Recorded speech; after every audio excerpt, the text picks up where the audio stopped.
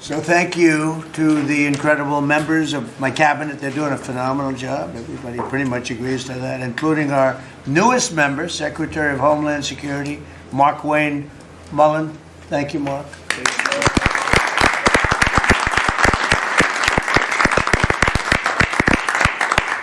And we all know him very well, and he was a very popular senator, a very effective senator. Effective probably being the more important word. JD, don't you think? Yes, sir. And we wish you a lot of luck. Thank you. I think you do fantastically well. Congratulations to you. You have an amazing family that were here yesterday in the Oval, sworn in. His family is amazing, so thank you very much. We're now on day 41 of the disgraceful Democrat shutdown of Mark Wayne's department. Congratulations. He came into a department that shut down by the radical Democrats. Right? But Democrats are really punishing the American people. I saw it today on one of the shows where they were interviewing people at the airport, and they're all angry at the Democrats. They're saying they're actually angry at Schumer. I didn't think anyone knew his name. One woman said, that Schumer is disgraceful. He's a disgrace to our country. But they're angry at the Democrats. They know what's happening. But they're punishing the American people, including travelers at airports, all in the quest to return to open borders and give amnesty to illegal alien criminals. They want to give amnesty to some of the criminals that came into our country, just about all of them, actually, if you look at it. They love sanctuary cities, which is a sanctuary for criminals. They want to make sure they're taken care of. That's what we're fighting about. That's really what they're fighting. They don't talk about that, but that's what they're fighting about. They want to protect criminals. In many cases, 11,888 murders. Many of them, I will say, are gone now. Because of us, we got them out.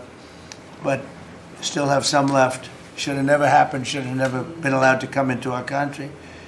But we're not going to let it happen. We're not going to let the Democrats get away with this stuff. And people are wise to them. So they need to end the shutdown immediately, or we'll have to take some very drastic measures. This morning, I want to give an update on the Operation Epic Fury, which is an appropriate name because we are absolutely obliterating them. Over the past 3 weeks, we've been hitting Iran's military capabilities at a level that few people have ever seen before. People never knew there was such a capability. We have the strongest military anywhere in the world by far. I built it during my first administration, and I used it during my second administration. Unfortunately, because I'd rather not have to use it. But it's a display of force and precision and skill like nothing the world has really witnessed, although you got a pretty good witnessing of it in Venezuela also. And that was a smaller version of what we're doing now. We're crushing their missiles and drone stockpiles, destroying their defense industrial base. We've wiped out their Navy completely, their Air Force completely. We've wiped out a large percentage of their missiles, and the missile launchers. Without the launchers, the missiles don't do any good. And we've knocked out probably close to 90% of the launchers, probably more than 90% of the missiles themselves. Between some they fired and more than they fired, we knocked out. We've also destroyed a lot of the factories. We're continuing to do that, but a lot of the factories where they manufacture the drones and the missiles. The drones, too, are way down, but the reason they're down is they go one way and they don't come back, because for the most part, we're shooting them down. But we also are able to, we've really done tremendous damage to the places where they make them. And just so we set the record straight, because I've been watching the Wall Street Journal's fake news and all these stories that get printed like, oh, I want to make a deal. They are begging to make a deal, not me. They're begging to make a deal. And anybody that saw what was happening over there would understand why they want to make a deal. But they say, oh, we're not talking to them. Anybody would know that. And only a total fool. And they're not fools. They're very smart, actually, in a certain way. And they're great negotiators. I say they're lousy fighters, but they're great negotiators. They are begging to work out a deal. I don't know if we'll be able to do that. I don't know if we're willing to do that. They should have done that 4 weeks ago. They should have done it 2 years ago. Or they should have done it when we first came into office, because 2 years ago, they had free reign under Biden. Sleepy Joe, worst president in the history of our country. What he allowed to happen to our country at the borders, and even with a thing like this. But not just him. Every president for 47 years, every president should have done this. They should have done it a long time ago, because you cannot give lunatics a nuclear weapon, and they would have had a big one. It stopped really when we did the B-2, but even before that, the Barack Hussein Obama, what he did where he gave them the Iran nuclear deal, gave them free will toward a nuclear weapon. Basically, he chose Iran over Israel and others that didn't want him to do it. But I terminated that deal. Had I not terminated that deal, you would have had a nuclear weapon years ago, and it would have been used, guaranteed. And one of the reasons you know about the guarantee is because their neighbors were sort of like bystanders. They weren't involved very much. They didn't choose heavy sides. They didn't want to, because people were concerned with Iran. There was a big black cloud over the Middle East. They were concerned, but all of a sudden the war starts, and they start shooting at these five, in particular, 5 countries. They start shooting at Qatar, Saudi Arabia, UAE, Kuwait, Oman. They start shooting at them, and everybody was shocked, including us. You know why? Because they're sick, and they had a plan to take over the Middle East. And some of those missiles that were shot at them were locked long before we even started this process. They were locked and loaded and aimed at those countries. They wanted to take over the Middle East. But we happened to come along, so it wasn't so easy. So right now their navy is sunk in the largest elimination of a foreign navy that has taken place, maybe ever, but certainly since World War II.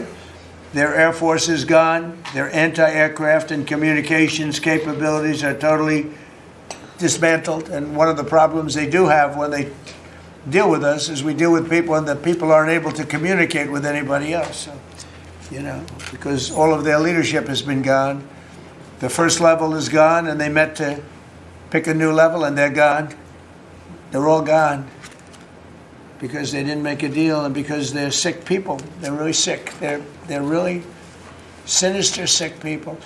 And if anybody thinks it was okay to have a group of people like this to have nuclear capability, nuclear weapons, and if we didn't attack with the B-2 bombers, they would have had a nuclear weapon within 2 weeks of that, maybe 4 weeks. But between 2 and 4 weeks, they were planning to have a nuclear weapon. If we didn't hit them at that time with the B-2 bombers, and one of the great air raids in history, maybe the greatest, dark at night, no moon, no light, every single bomb hit its mark and just obliterated that place. So it's now buried deep under earth. And it was an amazing thing, but they would have a nuclear, and they would have used it without question.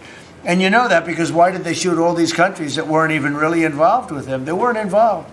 They had no big problems because they're sick, because they want to take over the Middle East, not just Israel. Certainly Israel would have been the first on their list. They would have used nuclear weapons, a nuclear, you don't need too many of them, but they would have used a nuclear weapon on Israel, and they would have used it on the neighbors, and then they would have come after us. And if we had a weak president, they would have done great damage. But fortunately, you don't have a weak president. I knew what was happening. And I think we've been proven right. They took one missile, went 2,500 miles. They supposedly didn't have a missile like that. They had no missile with that capability. But they shot the now famous Ireland, the island that the UK was very afraid to give us because they didn't want to get dragged in. But we don't want to get dragged into their wars either. It's one thing we're very disappointed, I'll say it publicly, we're very disappointed with NATO because NATO has done absolutely nothing. And I've always said, 25 years ago, I was somebody that wasn't a politician, but I was always involved in politics and I understood politics. I said 25 years ago that NATO's a paper tiger, but more importantly that we'll come to their rescue, but they will never come to ours. And I want you to remember that we said this. They didn't come to our rescue. Now they all want to help. When they're annihilated, the other side is annihilated, they said, we'd love to send ships. They actually made a statement, a couple of them, that we want to get involved when the war is over. No, it's supposed to get involved when the war's beginning, or even before it begins. We had the UK say that we'll send, this is 3 weeks ago, we'll send our aircraft carriers, which aren't the best aircraft carriers, by the way. They're toys compared to what we have. But we'll send our aircraft carrier when the war is over. I said, oh, that's wonderful. Thank you very much. Don't bother. We don't need it. And we don't need it, and we don't need them. We estimated it would take approximately 4 to 6 weeks to achieve our mission, and we're way ahead of schedule. If you look at what we've done in terms of the destruction of that country, I mean, we're way ahead. Think of it. They have no Navy, and they had good ships. 154 ships have been shot down and are resting very nicely at the bottom of the sea. And we did that in a matter of less than a week.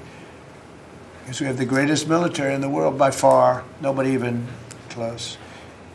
So we estimated it would take approximately 4 to 6 weeks to achieve our mission. 26 days in, we're extremely, really a lot ahead of schedule. The Iranian regime is now admitting to itself that they have been decisively defeated. They're saying to people, this is a disaster.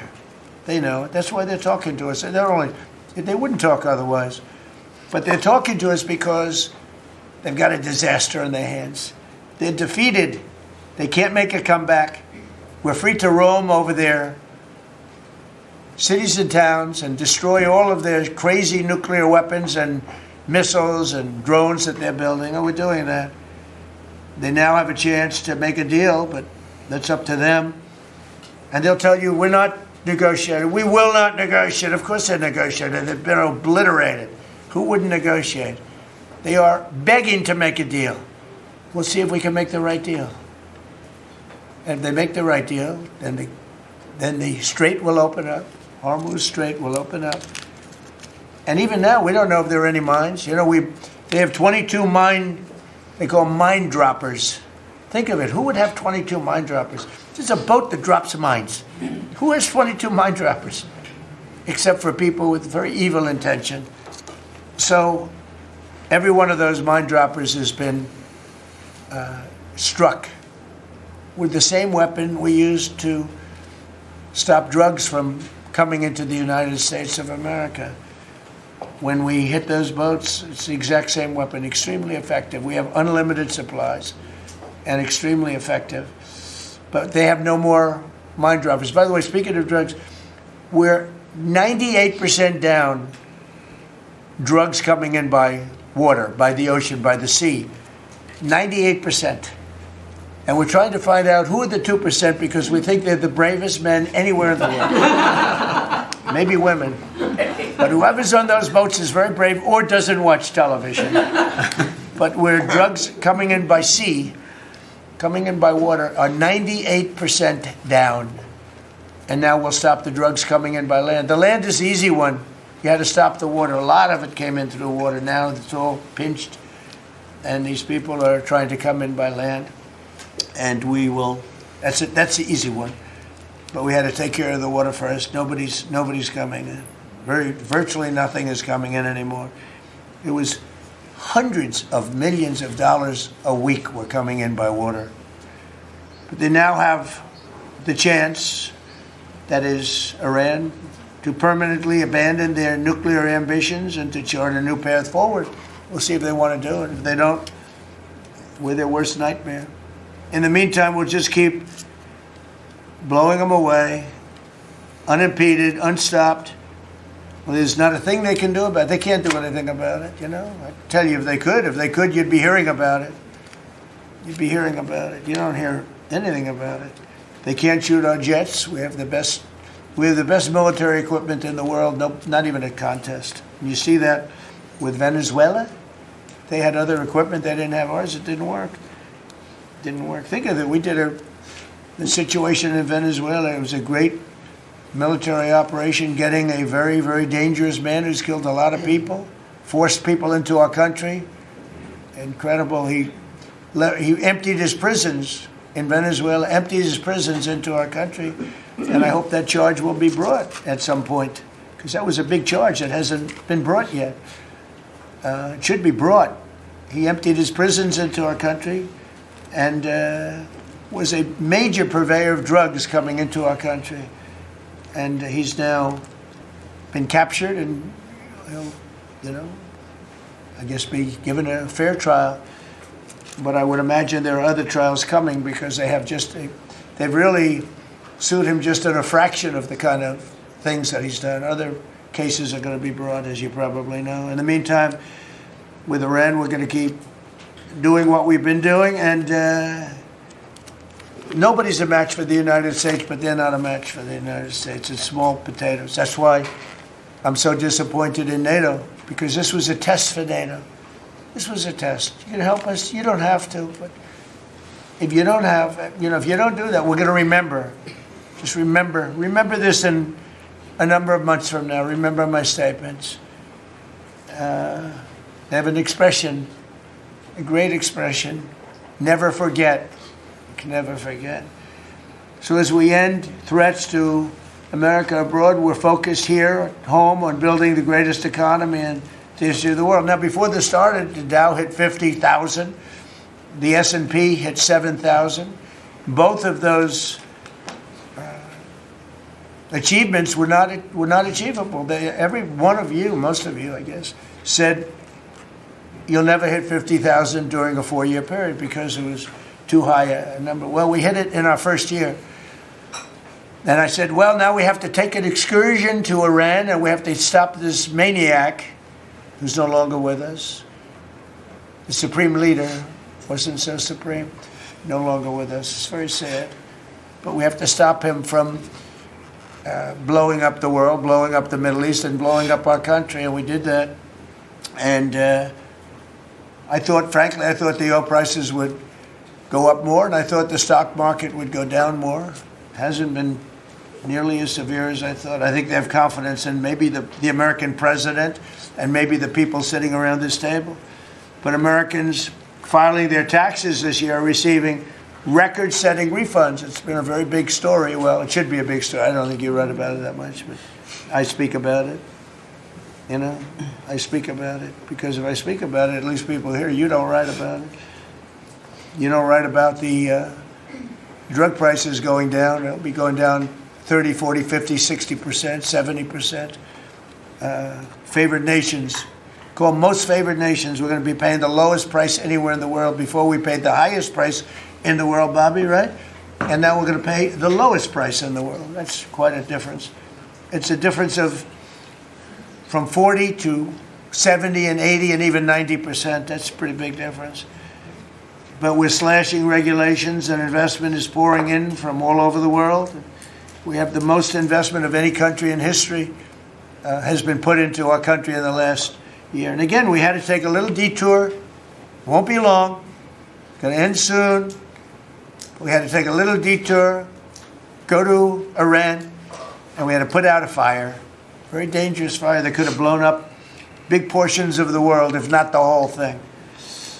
So tomorrow we'll be announcing a variety of actions that we're taking to support American farmers, who we never forget. We love the farmers. We gave them $12 billion out of tariff money. We had a tremendous amount of tariff money come in, and we continue to have. We've gone, as you know, the Supreme Court gave us a very unfortunate, foolish ruling, a ruling that gives the people that have ripped off our country for many years, gives them some money back. But it's one of those things. It's a terrible, terrible, horrible mistake they made, but it's okay because we have another method that's just as good. We'll use the other method. But because the tariff money has been so substantial, we gave our farmers who have been mistreated by some countries, we gave them $12 billion. And they're extremely happy, and they deserve it. They've been great. They never complain. They just go out and they farm, and they wouldn't do anything different. They wouldn't trade jobs with any of you, except maybe some of the fake media. I don't know. Somehow I don't see that. I like their job better, actually. I love the farmers. So we gave them $12 billion. So in just a few moments, Treasury Secretary Scott Bessent will discuss the actions that we're taking to address energy prices, which have not gone up as much as I thought, Scott, to be honest with you. And, it's not over, so maybe it'll go up a little bit more. It's all going to come back down to where it was and probably lower. And my predictions have been right. Trump was right about everything. They have a new hat. Trump was right about everything. It's pretty right. But Scott's going to address that. And I think before we go very much further, I want to ask Vice President J.D. Vance to say a few words about where we are with the situation he's involved with Steve and with Jared on negotiations. And then some of the others will speak. We'll have Marco say a few words. Pete Hegseth, who was born for this role. I mean, he's doing a great job. They gave him a hard time. And now people, I'll tell you, somebody came up to me yesterday, gave you a very hard time, said, I made a mistake. Pete Hegseth is doing a good job. Thank you, sir. So when I tell you who, you're not even going to believe it. He said, Hegseth, he gave you such a nasty hard time. But you're doing great. And then Steve is going to speak, and Scott will speak last. And if we have any questions, we'll take some questions. You may have questions. I doubt it, but you may have some. So, J.D., please. Yes, sir. Well, thank you. It's good to see everybody. Proud to be part of this team. Proud to be serving the president of the country. Let me just say a couple things. The first of all is the president summarized this very ably. But look, the Iranian conventional military is effectively destroyed. They don't have a navy. They don't have the ability to hit us like they could have even a few weeks ago. And what that does is that gives us options, Mr. President. Now, there's been a lot of reporting about diplomatic options, about negotiations. There's, of course, Pete and his team. There are further military options. But what we have now that we didn't have when the president took over just a little over a year ago is the ability to use every tool at our disposal to ensure that Iran doesn't get a nuclear weapon. Because when I say options, I think it's important the American people know options for what? And it's options to ensure that Iran never has a nuclear weapon. You talk about people who walk into a crowded supermarket and have a vest on, and they blow up the vest and a couple of people get killed, and that's a terrible tragedy. What happens when what's on the vest is not something that can kill a couple of people, but can kill many, many tens of thousands of people? That is the most important American national security objective that exists for any administration at any time, is you don't want the worst people in the world to have a nuclear weapon. That's why the president is doing this. That's why the president cares so much about this particular issue. I'll let Steve talk a little bit about the details of the negotiation. But the last thing I'll say before I turn it over to Marco is I'm very mindful, of course, that we have a lot of folks overseas fighting very ably for the United States of America. I know Pete and the whole team, we're very proud of them.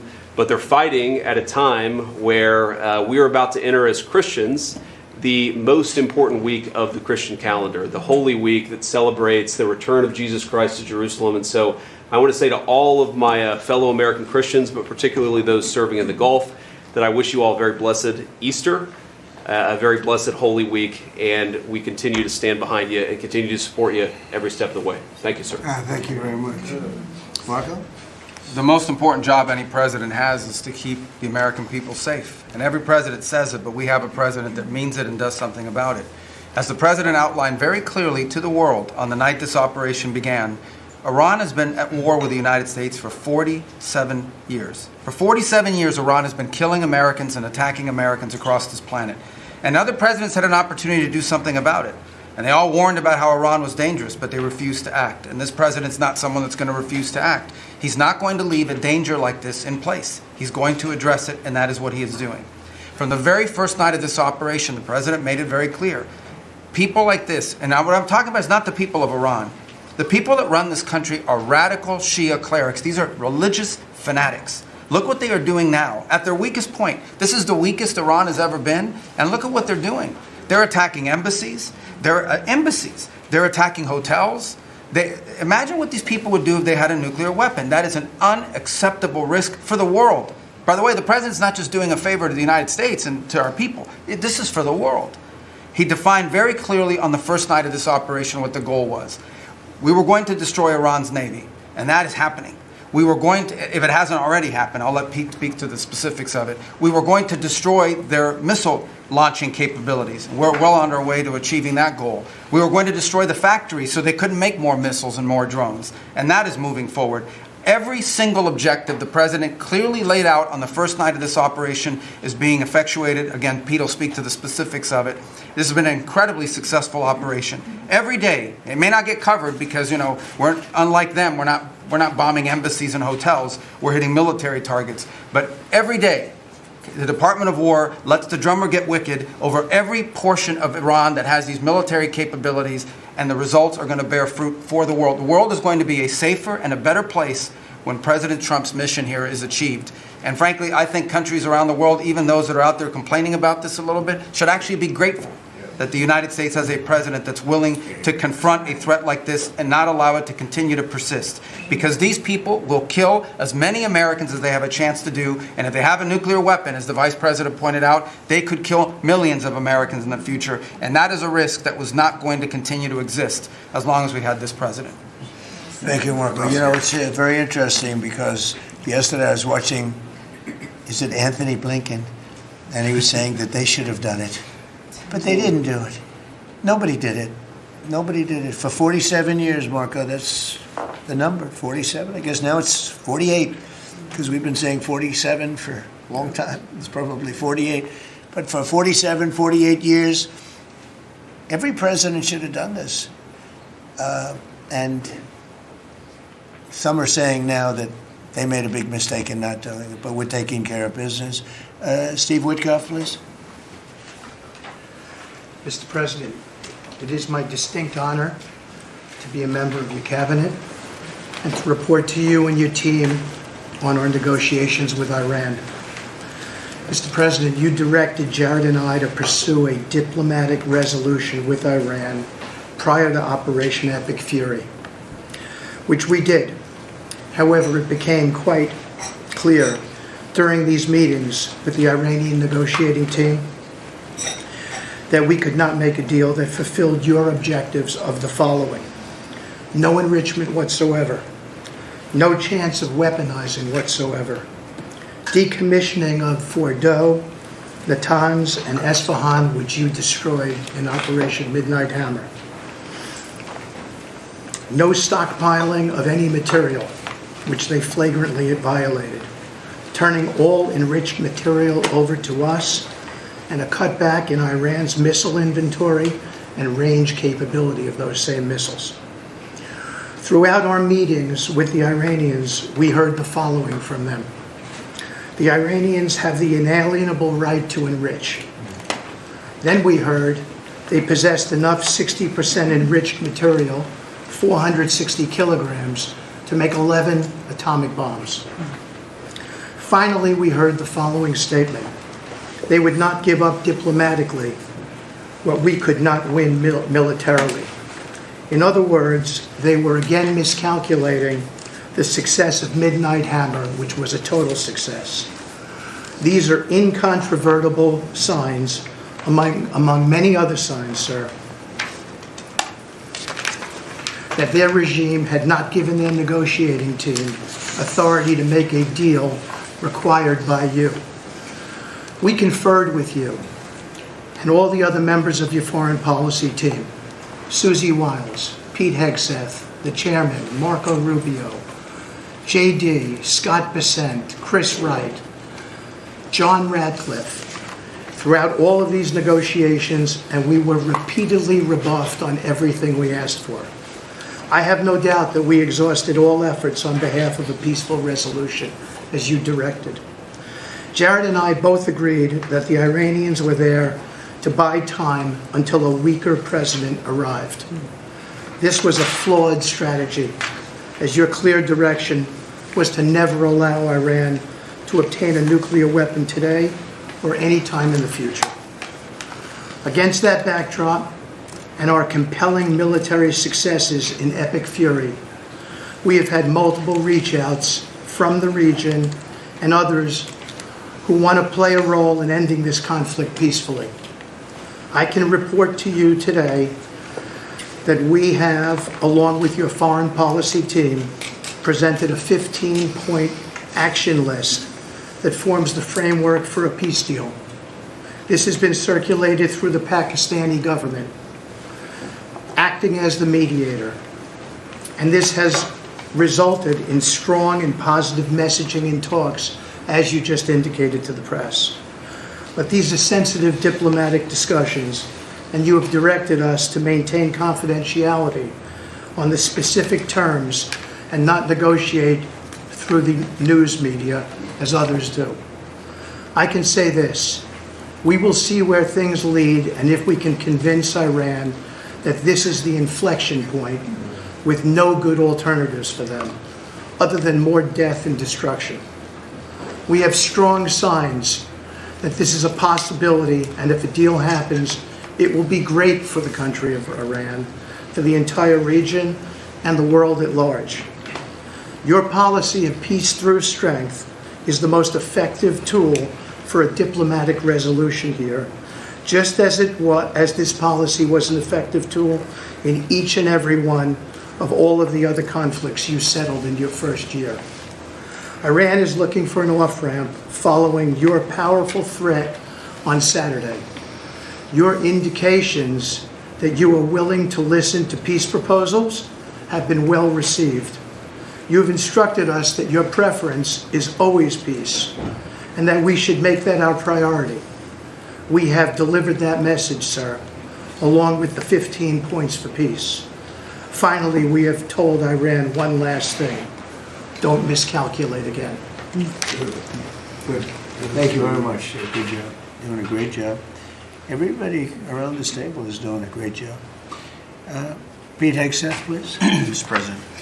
I'll start kind of where you left off, Mr. President. Thank you for doing the work of the free world and having the courage to step up and stop the Iranian terror regime from holding the world hostage. That's really what it is.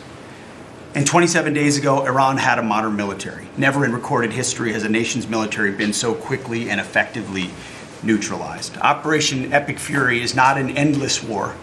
It's a decisive campaign with clear objectives to destroy Iran's offensive military capabilities and ensure they never obtain a nuclear weapon.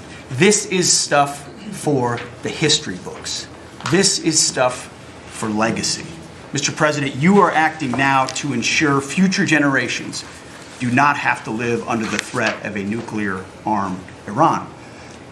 However, you wouldn't know it if you listened to the dishonest hate Trump media, as you referenced. The folks here in the room, these cameras, they have a choice. You're either informing the American people of the truth or you're not. Because I hear it from my people every day. Behind every headline you write, there's a helicopter crew in the air. And behind every news banner you write, there's a battalion on the move. And behind every fake news story, there's an F-35 pilot executing a dangerous mission. My message to the media is get it right.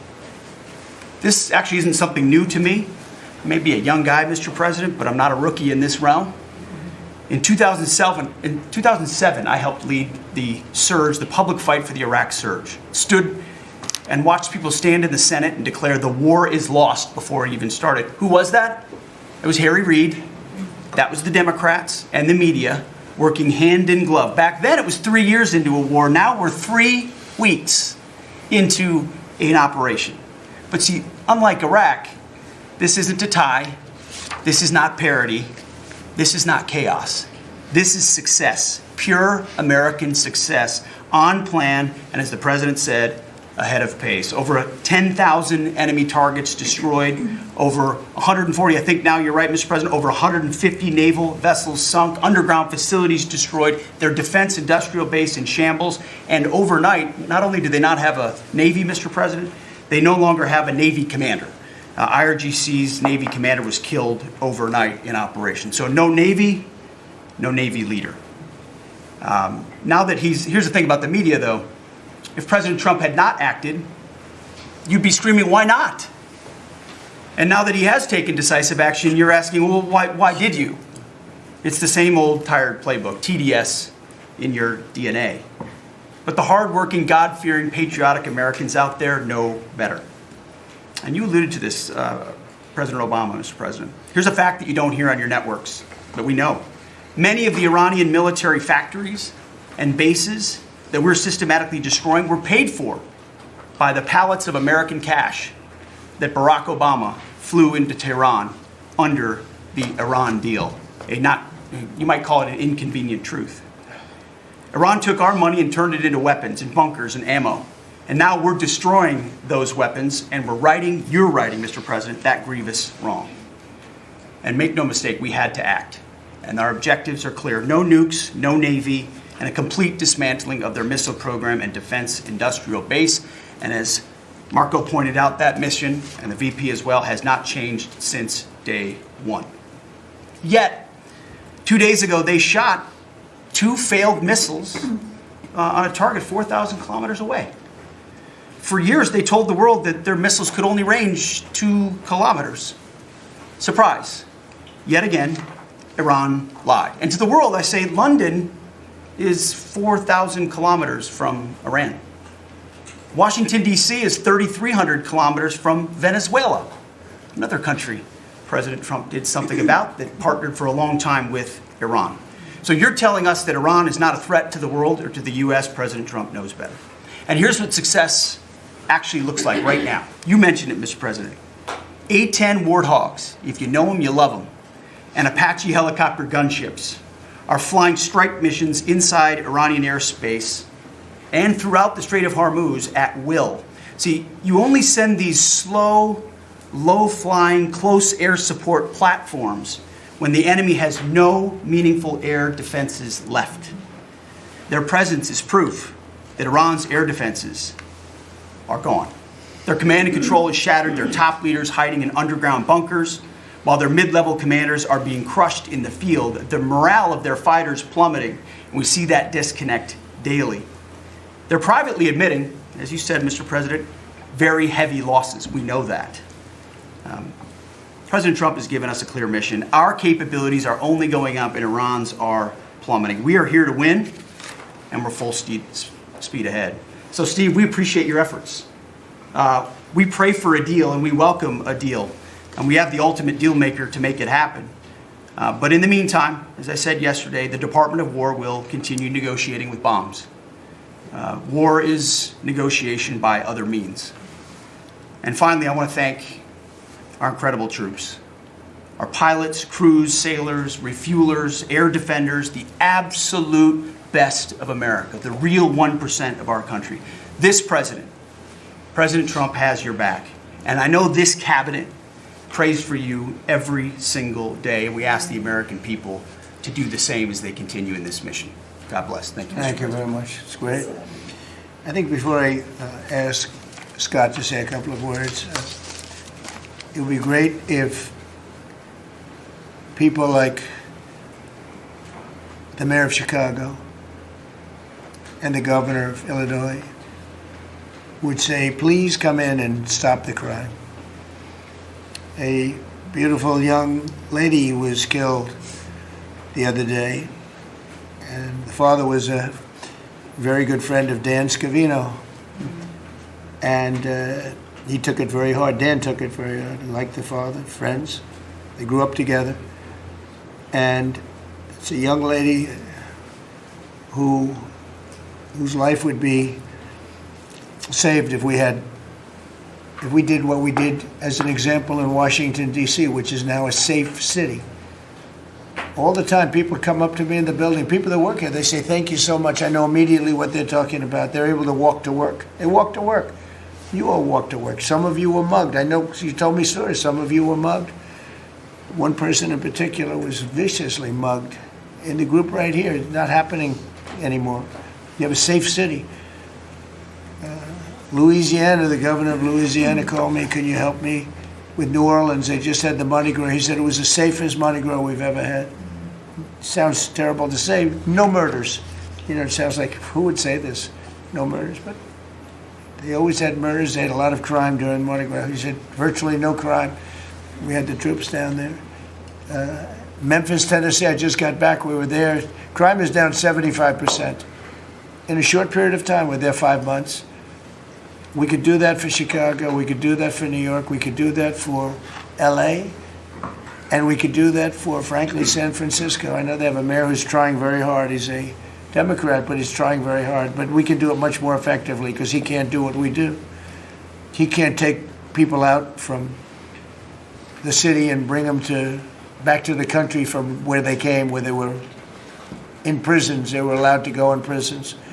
They were drug dealers, the highest level drug dealers, murderers, 11,888 murders. We do things that they can't do.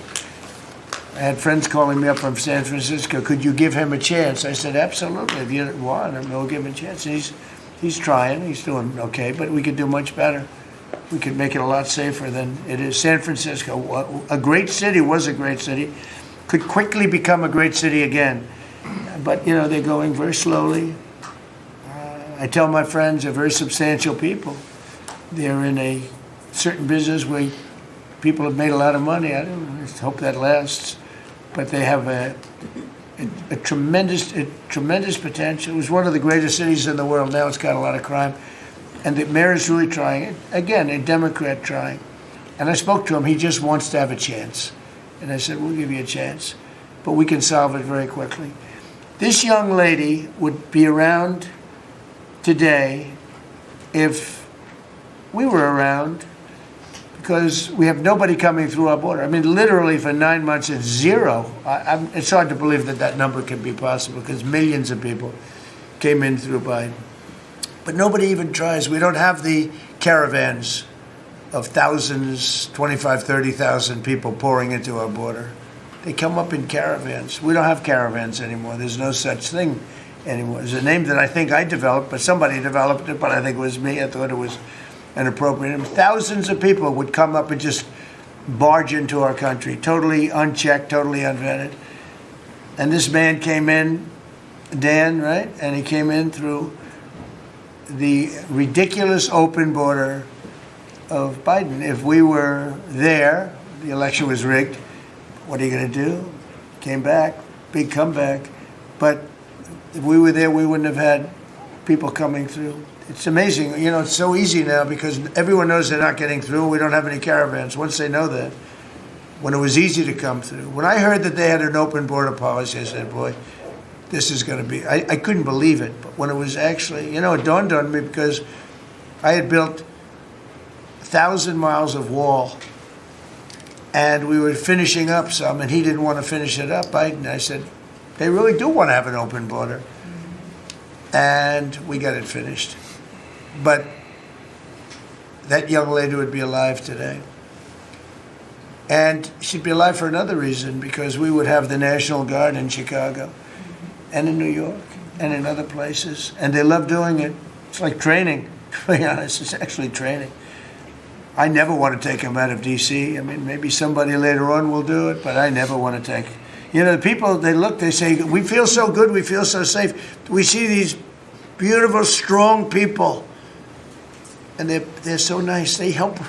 They open the doors for people. They carry bags. They pick up paper when they see paper on the ground.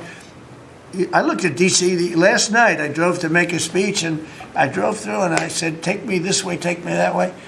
The city's clean. The fences are down.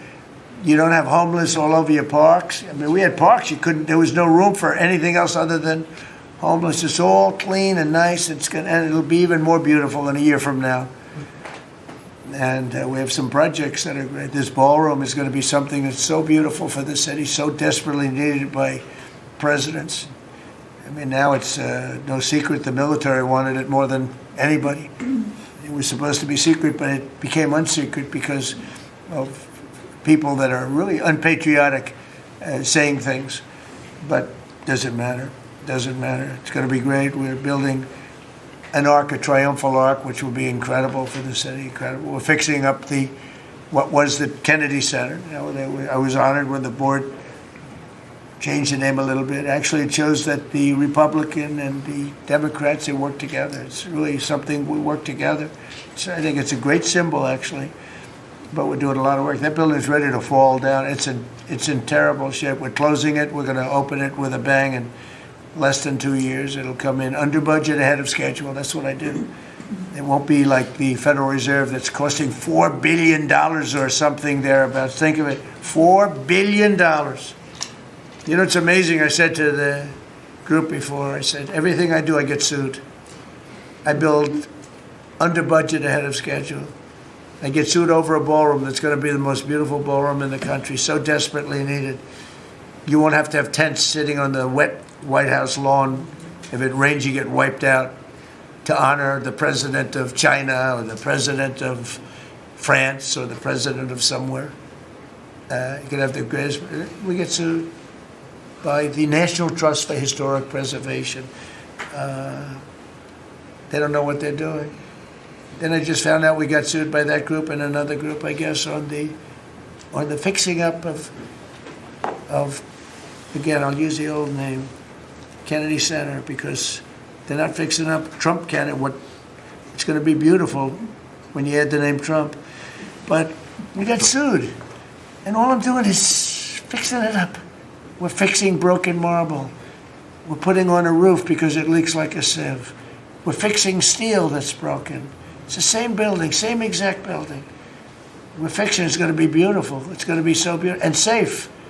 It's actually unsafe. You had some of those columns on the outside that were painted a fake gold. Now we painted them a beautiful white color, beautiful cream white. It's beautiful.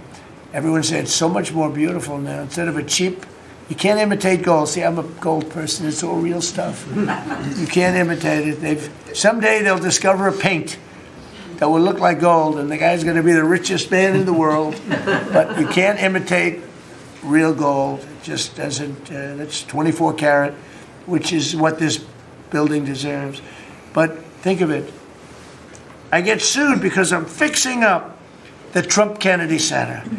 We're going to make it gorgeous and safe. We're fixing new windows, new this, but just all fix up. I got sued by preservationists.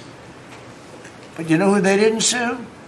The man that took this beautiful Federal Reserve building.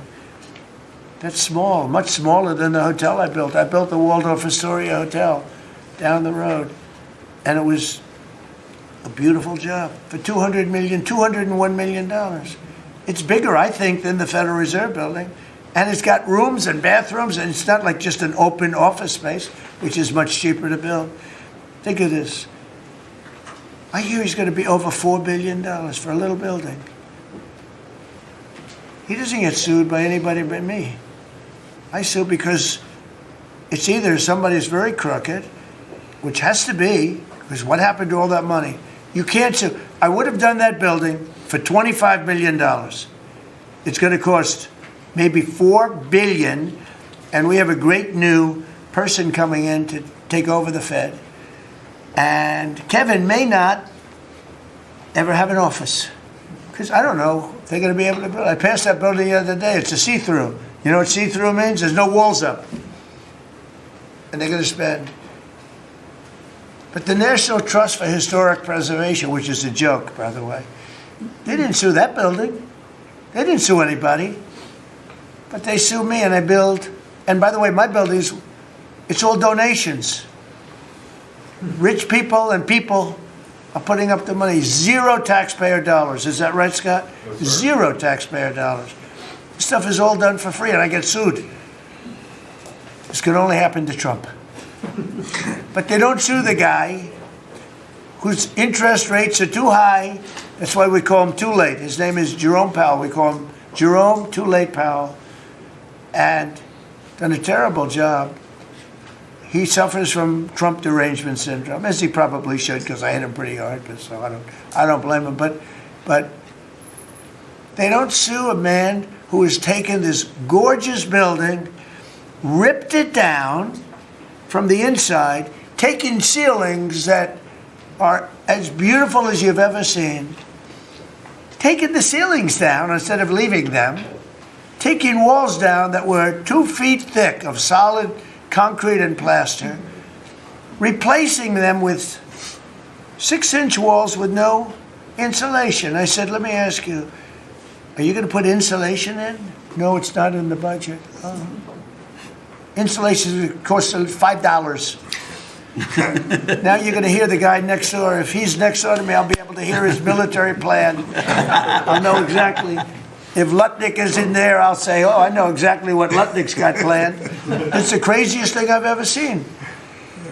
They've ripped this gorgeous building apart, and you can never build it again. I could, but it costs a lot of money. But a normal person can never build. So you're going to have crummy little walls. a flat little ceiling eventually, but right now you don't have anything. And nobody sues this guy. And then when Jeanine Pirro, working with Pam and others, has the courage to sue to find out what happened to maybe $4 billion and a building that may never be occupied by Kevin Warsh. He may never get there. We're going to have to find him some space in the White House. We'll put him in the basement of the ballroom. But when, now think of it, when Jeanine Pirro and Pam and the group, when they bring a suit, it's like, oh, this terrible thing. And then we have a judge that attacks us. So we've got to get our priorities straight, you know. It's a very sad thing that's happened with the Fed. And then just one other thing very quickly, you have Gavin Newsom in California, a railroad that's 100 times over budget. It's out of control. It was supposed to go from the middle of San Francisco to the middle of LA. Well, now it stops way short of both. It now goes into areas that nobody ever heard of. It's billions and billions of dollars over budget, years and years, maybe decades late. And that's why we have a country that has a lot of problems, you know. We have incompetent people. It's all people. Think of this, Federal Reserve, I would have had that building done for $25 million. I would have, if I did it, it was up to, somebody else would have done it for more. So maybe 50. But you could have done that building, if it was properly done and planned, you would have done that building for, I would have done it for $25 million, and it would be better. It would be better. See this pen right here? This pen is an interesting example. It's the same thing. So this pen is very inexpensive, but it writes well. I like it. But I can't have the pen the way it was. You know what it is. I don't want to give too much publicity, but they do treat me well. Sharpie. So I came here, they have $1,000 pens. And you know, you hand pens out, you're signing and you hand them out, you're handing them to all these people. Sometimes you have 30, 40 people. And they were $1,000 a piece. Beautiful pen, ballpoint. 1,000, it was gold, silver, gorgeous. But I'm handing out to kids that don't even know what they're doing. What is this, Mommy? It's kids. They're getting a pen for $1,000. They have no idea what it is. And I feel guilty because I'm like, you know, I'm by nature, I don't, you know, it's the government. I love the government like I love myself economically. I want to save money. So I'm saying, this is crazy. And it had another problem. They didn't write well. So I take it out and I sign and there's no ink. And I got all you people looking and you say, there must be something wrong with Trump. And I'm signing and there's no ink in the pen and it costs $1,000. This one I called the guy. I said, I'd like to use your pen, but I can't have a gray thing with a big S on it saying Sharpie. As I'm signing a $1 trillion airplane contract to buy brand new fighter jets, brand new B-2 bombers, of which we just ordered plenty. I can't do that with the press. Use your pen, but I like the pen the best. But I'll sign it. I could do like Biden did, you know, give it to somebody else to sign, or an auto pen, or maybe sign it separately in another room. But I can't use your pen. He said, well, I can make it nicer. I said, what can you do? He said, I'll paint it black. I said, that's nice. And I can even paint the White House on it, sir, if you like, in gold. Almost real gold, not bad. And I can even do your signature, sir. And by the way, this was not staged. I just saw the pen sitting there. I thought of this as an example of how $25 million spent by me at the Federal Reserve Building would be a better job than $4 billion that they're spending. And you know, one of the things that Kevin Warsh told me, he said they ripped down the nicest building. I don't know what building they're talking about. They ripped down a building, Scott, right? Kevin Warsh said it's the most beautiful building in Washington. He said the most beautiful space. They ripped it down. Why did they do that? I don't know. Do you know what he's talking about? Is it true? Yes, sir. They ripped it down. We have a moron at the Fed. Who wouldn't be lowering interest rates right now? But I want to thank Jeanine Pirro and Pam and her group for having the courage to bring this suit. And I believe that the contractor on that job is probably one of the richest men in the country right now. I believe that it's not possible to spend that kind of money 3 billion, 4 billion. Nobody knows. Nobody has any idea what it is. But it's over 3 billion, and it's probably going to be over 4 billion by the time they finish. And it may never get finished. Unless I take it over, I'll get it finished. But it can never be what it was. It's never going to have those beautiful ceilings. It's never going to have those incredible walls. The walls were 1.5 feet thick of solid masonry. They ripped them down for no reason. And I just gave you the story. And just to finish on this one, so I told that story to somebody and said, yeah, but it's not the same thing. I said, you're right. This one is better. It writes. So the guy said to me, you don't have to pay me, sir. I'll give them to you for nothing. I said, no, I don't want that. Let me pay you. I want to pay you. No, sir, you don't have to. You're the President of the United States. He was shocked. The head of Sharpie gets a call. I don't even know who the hell he is. He said, is this really the President? He said, no, you don't have to pay me, sir. This is such an honor. I said, nope, I want to pay you. And he said, what would you like to pay? I said, how about $5 a pen? He said, that's all right, whatever the hell we agreed to. Peanuts. As opposed to 1,000. And these were $1,000 pens. And we were giving them out. Sometimes, you were there for signings. I'd have 30, 40 people standing behind me. I'd give out 40 pens to people. Then somebody would say, could I have a couple extra? This way I'd go like this. Here, you want 5? Here, take 5. But the bottom line is, they're better pens. It's a business story. So for $5, could be 0, but for $5, I get a much better pen than for $1,000. And I can hand them out. And actually, they become hot as a pistol. So what can I tell you? With that, could I give it to, please, a man who's done a great job at Treasury, Scott? Good luck, Scott. Well, sir, as always, you're a tough act to follow, but that is very illustrative. Your economic leadership has made our military mission possible. Mr. President, national security, as you always say, is economic security. Your leadership has shown the American people that there is no prosperity without security. That our mighty military on one side, but the U.S. economic strength is fighting off this evil regime. The Iranians believe they are fighting a two-front war. It is the military war that our great warriors are prosecuting, but on the other side, they are trying to take control of the global economy through a choke point that we believe does not exist and that we will overcome. Your historic Operation Epic Fury seized a generational opportunity to demolish a regime that has coordinated over 4 decades of global terror and claimed thousands of American lives. Many people, especially the Democrats, underestimate the will of the American people for short-term volatility for 50 years of safety that we are going to have on the other side of this. And I believe energy prices will be lower, inflation will be lower before we had the appearance of security, which is not real security. Now, the American people and the world will have absolute security. Through your maximum pressure campaign, Treasury has worked to uncover all financial lifelines through the regime and cut them off. You gave that order last March. This was not something that happened overnight. This is something that has been contemplated for almost a year. The Iranian financial system collapsed in December. We have systematically weakened Iran's ability to fund operations and procure weapons, and that required months of preparations. Threats to American national security have no place in the global economic system. The oil market is well supplied. We have taken actions to ensure oil supplies stranded at sea are made available to the global market. Your bold actions like the Development Finance Corporation's Maritime Reinsurance Program in conjunction with Central Command will soon provide shippers through the Gulf region with a level of security we had never seen before. Mr. President, we are starting to see more and more movement in and out of the Gulf today, and this is more than yesterday, and this is the beginning.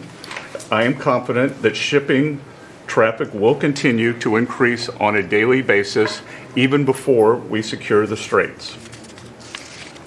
Turning to the home front, the U.S. economy remains strong.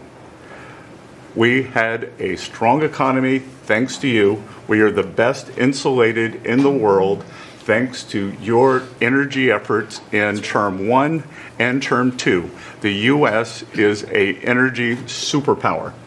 American workers' purchasing power is finally being restored. The latest figures indicate robust real compensation increases. We are starting to see the working family tax cuts benefits bearing fruit this tax season. 44% of tax returns have claimed at least one of your signature policies: no tax on tips, no tax on overtime, no tax on Social Security, deductibility of auto loans. The average tax refund is up more than 10% for working Americans. The economy you vitalized through your pro-growth policies is well positioned to withstand these temporary disruptions. The United States dollar has reasserted itself as a safe haven asset. The U.S. dollar has appreciated since the hostilities began because everyone knows, thanks to your efforts, the U.S. economy is the best position in the world and capital is flowing in.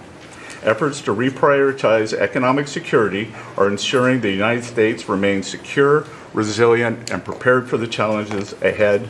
As we approach the 250th anniversary, America will never be safer and more secure militarily and economically. Thank you. I just want to ask you a question. Is this guy central casting? I'm looking at him. I'm in Treasury. He might not be so good for war. I don't know. No, I'm looking pretty good too. I'm looking at this guy. He's central casting. Even the glasses are perfect. Where do you get those glasses? I think I'm going to get glasses.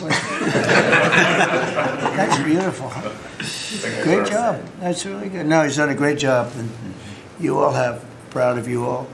Do you have any questions? Yes. Mr. President, are you going to go in for the uranium? Like, how do you secure Iran and... Let's assume I was or I wasn't. Why would I ever answer a question?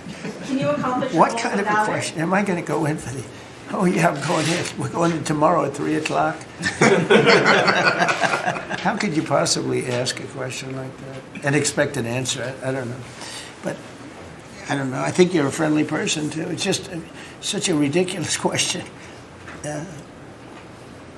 Mr. President, yes, Mr. President. Please. Thank you, Mr. President.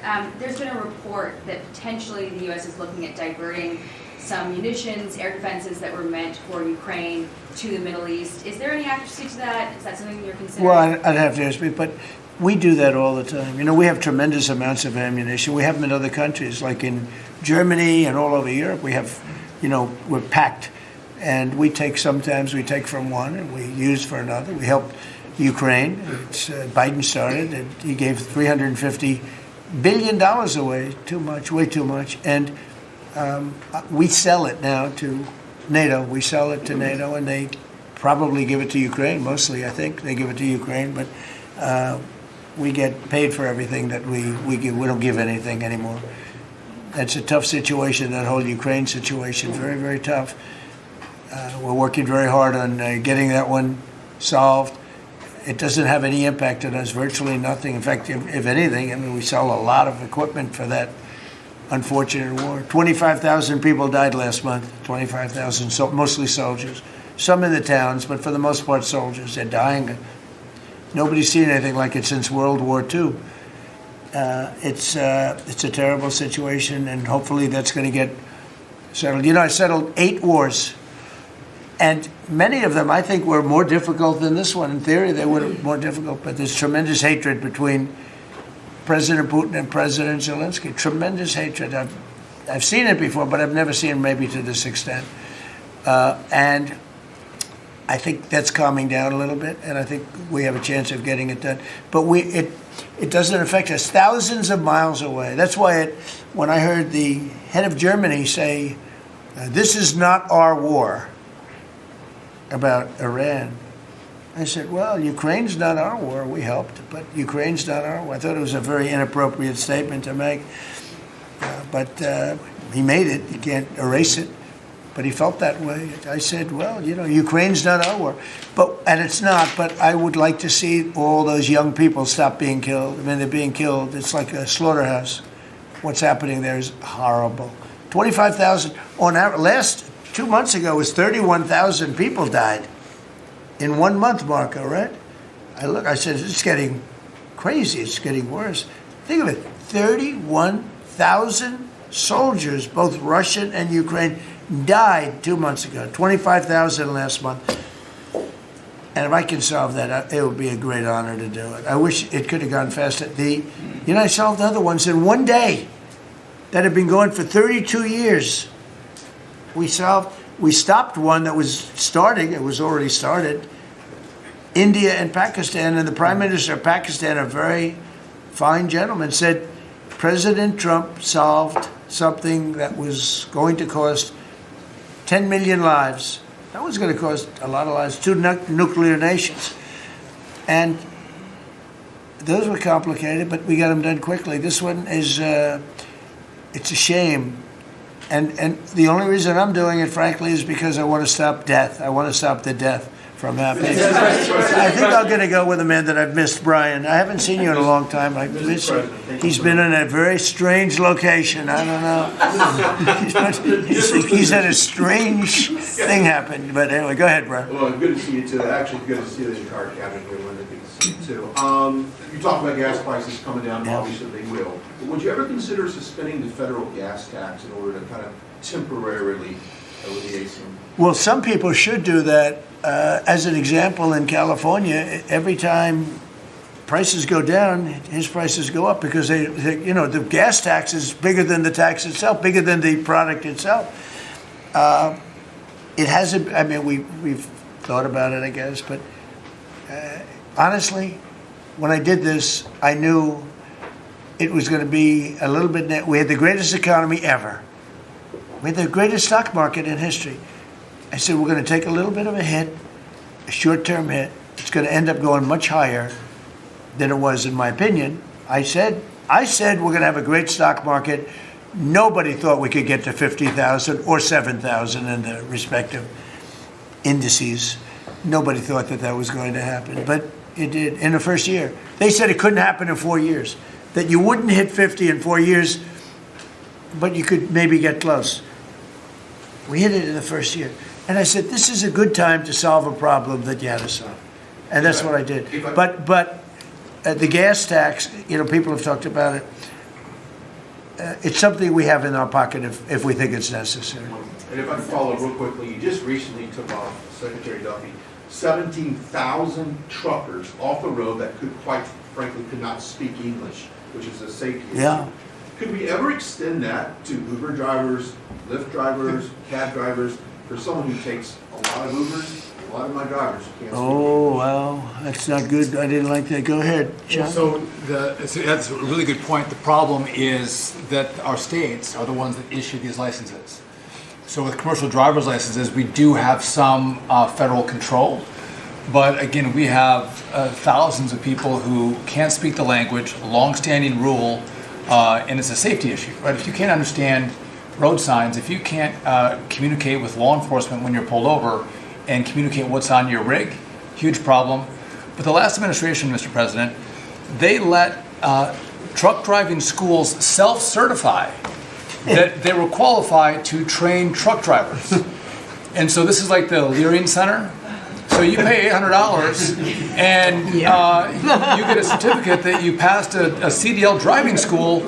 And again, they have no skills. They don't have the knowledge, and they don't have the skills. They haven't gone through any of the testing. And then they get licenses, and they're killing Americans on our roads.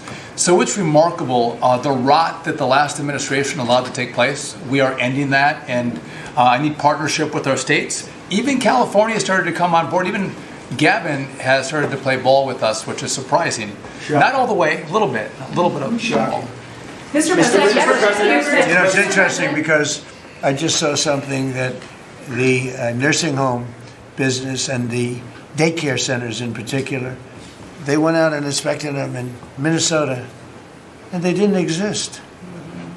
They're knocking on the door. He happens to be a young man, Nick, nice young man. He's done a very good job. They're knocking on doors. It's like homes, and they're getting hundreds of thousands of that. They didn't exist, and in California it's worse. It's even worse. And I spoke with Russell Vogt. I said, Russell, don't send them any money. He said, but we have a court order that we have to. Can you believe it? A judge. The judges are really hurting this country.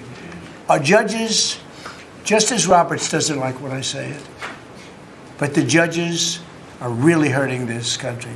And frankly, the justices, the Supreme Court, has really hurt our country too. Mr. President, do you have a new deadline, given that there are some talks now? Do you have a new deadline before taking? No, I'll announce it. I mean, right now, you're talking about a deadline for doing some pretty big damage, even bigger than we've done.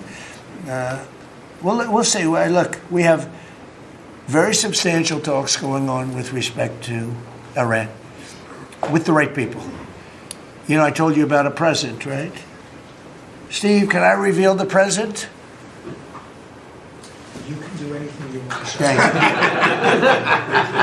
you. They said to show you the fact that we're real and solid and we're there, we're going to let you have 8 boats of oil, 8 boats, 8 big boats of oil.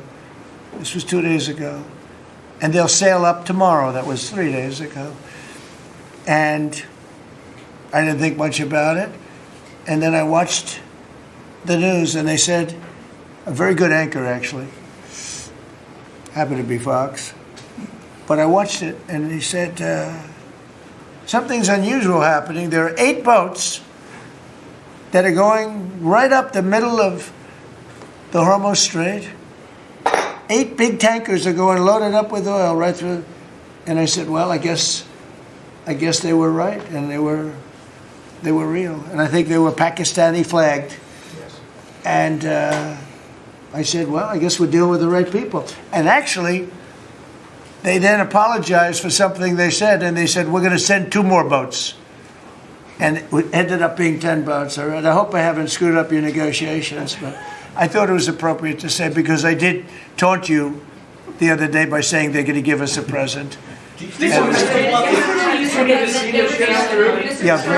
illegal immigrants who were arrested at San Francisco airport for ignoring deportation orders. At the same time, as you highlighted, really great reception from American travelers for ICE agents. Is there a PR aspect of this that can allow future deportations to go on with less protesting, less outrage? Yeah, it's amazing, because by putting ICE there, look, the press was very unfair to ICE, so was everyone else. These are great American patriots. They have a tough job. They have to find murderers and take them out of our country. I wouldn't want to do it. You wouldn't want to do it. Most people wouldn't want to do it.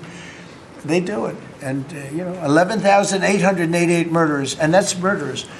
That's not drug dealers. That's not lots of other things. It's not people from mental institutions. Entire jail populations were released from major countries and let into our country through the open border. And ICE has done an amazing job. I wouldn't want that job. It's a tough job, dangerous job. So what happens is, by putting them at the airport, and I just said, do me a favor, take off your masks. And they did. For that, not for when they're looking for some, cold-blooded killers and they're in the, but for that. And they did. They took them off. And the passengers, I see the interviews of people, they're saying, these are nice people. One person said, he's a very strong man, but he's a nice guy. He grabbed my bag. He helped a woman with a bag that she couldn't lift.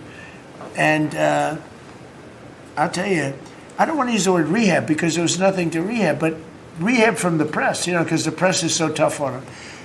And these crooks in Minnesota, these crooked politicians and dirty cops. They're dirty cops, they're dirty politicians. Waltz is a dirty, crooked politician. The Attorney General is a crooked guy. He's no investigations, and I hope JD's going to do a great job. He's in charge of it now with somebody who's very talented. But I think it's easy stuff. They say $19 billion, think of it, is missing. $19 billion. If we would solve half of the fraud problem, Pam, in this country, we would have more than a balanced budget. We'd have a surplus. And in the case of Minnesota, it's very Somalia-oriented. Think of it. These people come from a crooked country, disgusting country, one of the worst countries in the world. Acknowledged to be one of the worst countries in the world. Some people say it's the worst. They have no money, they have nothing. They come to our country, low IQs, and they rob us blind. Stupid people. And they rob us blind because we have crooked politicians and we have dirty cops. The Attorney General's a dirty cop. It's my opinion. It's only my opinion. And something should be done about him. Let's see what kind of job he Mr. President, can do. yesterday you said that you hate mail-in ballots. Excuse me? Should Iran be able to charge a toll for the Strait of Hormuz? They're charging some vessels to go through. Oh, yeah. Well, should they be able to? I mean, they shouldn't be able to, but they're doing it a little bit. I don't look. Their capability is a lot less than it was 2 weeks ago, and with every week and every day, frankly, it gets less and less. All I can tell you is they're begging to make a deal. So let's see what happens. We may make a deal. Yesterday you said that you hate mail-in ballots. Tell me about mail-in ballots. Go ahead. You mean I used a mail-in ballot? You probably said, yeah, I did. Why did you You know use what? that? Is Because there I'm no president bias? of the United States, and because of the fact that I'm president of the United States, I did a mail-in ballot for elections that took place in Florida, because I felt I should be here instead of being in the beautiful sunshine But you taking. were in Palm Beach, sir, the last few weekends. That's right, and I Did you vote in I person? decided that I was going to vote by mail-in ballot because I couldn't be there because I had a lot of different things. But you know, we have exceptions for mail-in ballots. You do know that, right? So if you're away, we have an exception. If you're in the military, we have an exception. If you're on a business trip, we have an exception. If you're disabled, we have an exception. And if you're ill, if you're not feeling good, whatever. So I was away, mostly in Washington, D.C., so I used a mail-in ballot. But I appreciate the question because I know it was so well-meaning. Mr. Yeah. President, I actually just looked up the company that owns Sharpie, and they stock turned positive after you mentioned it. Question number in. By the way, they deserve it. Yeah, question It's a number good product. So you gave a 5-day deadline. With oil tankers going through the Strait of Hormuz, is that a condition to move that 5-day deadline? Well, we don't want anything impeded. We want ships to go through. We don't know that they've dropped any mines, by the way, because we blew up all their mine droppers, right? We blew up every one of them. They're going to have to take them out on a rowboat or something. I don't know how the hell they get them out there, but we don't really know. You might speak to it. We don't know. There could be a few of them out there, but that's a lot. You know, if you have $1 billion ship and you get hit by a mine, it's not the greatest thing in the world. So if you think, the problem with that, that's not like you've decimated a military. If you think there may be a mine, that's a bad thought, and it stops things up. How are we doing in that regard, Peter? Mr. President, you're right. We have so heavily degraded their coastal defense capabilities and their naval capabilities that any strategic or operational attempts to do those types of things are extremely limited. And we continue to move over the top of that. Now, whether Iran makes a wise choice or not to try to execute that is part of how this deal comes together. But with every passing day, the military pressure that we're putting on them lessens their ability to really hold that militarily at issue. I mean, the problem with the issue of the Hormuz Straits is this. We've decimated them as a military. No Air Force, no Navy, very few rockets left. We blew up so many. Hard to manufacture them. Same thing with drones. The leadership is gone. The problem with the Straits is this. Let's say we do a great job. We say we got 99%. 1% is unacceptable because 1% is a missile going into the hull of a ship that cost $1 billion, right? So 1% is we can't. If we do a 99% decimation, that's no good. So it's really, you know, a little bit. But I have a feeling it's going to clean up pretty quickly. I could just say this: they want to make, and I probably hurt our little negotiation. It gives them a little impetus to say, well, I wish you didn't say that. But they said yesterday that we weren't negotiating with them, and now they admit that we were negotiating with them. So they want to make a deal. The reason they want to make a deal is they have been just beat to shit. So the Are you thinking of taking control of Iran's oil? It's an option. I mean, I wouldn't talk about it, but it's an option. Is that something you've thought about? Well, in Venezuela, we've done very well working with Venezuela, certainly. And we've taken in billions and billions of dollars. And by the way, Venezuela is doing better right now than they've ever done in the history of their country. And it's sort of like a joint venture. But the United States has made a lot of money, Marco, right? With it. Do you want to talk about that for a second? About Venezuela? Yeah. Yeah, I mean, I think Venezuela in the first 2 months of this year generated more revenue from oil sales than they had most of all of last year. But the money's not being stolen anymore. And it's being held in a U.S. Treasury blocked account. And to the extent it's flowing to the Venezuelan government, it's going to help people, like fund hospitals, pay teachers. It's not And we being get a stolen. lot of it. And they got more than they have in many years. Think of it. We get a lot of it. We have a deal. We get a lot of it. We had 100 million, think of this, 100 million barrels we took in the first 2 weeks. 100 million barrels. That's a lot of oil. It's a lot of ships. And we got some and they got some. We paid for the ships. A lot of money left over. And Venezuela has done better now with us. Call it a partner, call it whatever you want. We've made a lot of money, and they've made a lot of money. We've paid for the cost of that military hit many, many times over. And we've only just started. Our relationship with Venezuela has been amazing. The people, actually, I'm the highest polling person. And in other words, after the presidency, I think I may go to Venezuela and run for president against Elsie. I may run against Elsie. It's an option. No, they like me in Venezuela, but it's an option for me. It's a wonderful option. Yes. There's some reports that Gulf allies are concerned about winding down the war too soon and potentially leaving Iran. Well, they'd probably like us to stay, but the concern. If we don't stay, look, it's a beautiful thing about airplanes that go 2,000 miles an hour is you can get back there very quickly. If we don't stay, we're going to be protecting them. We know, they've been very good.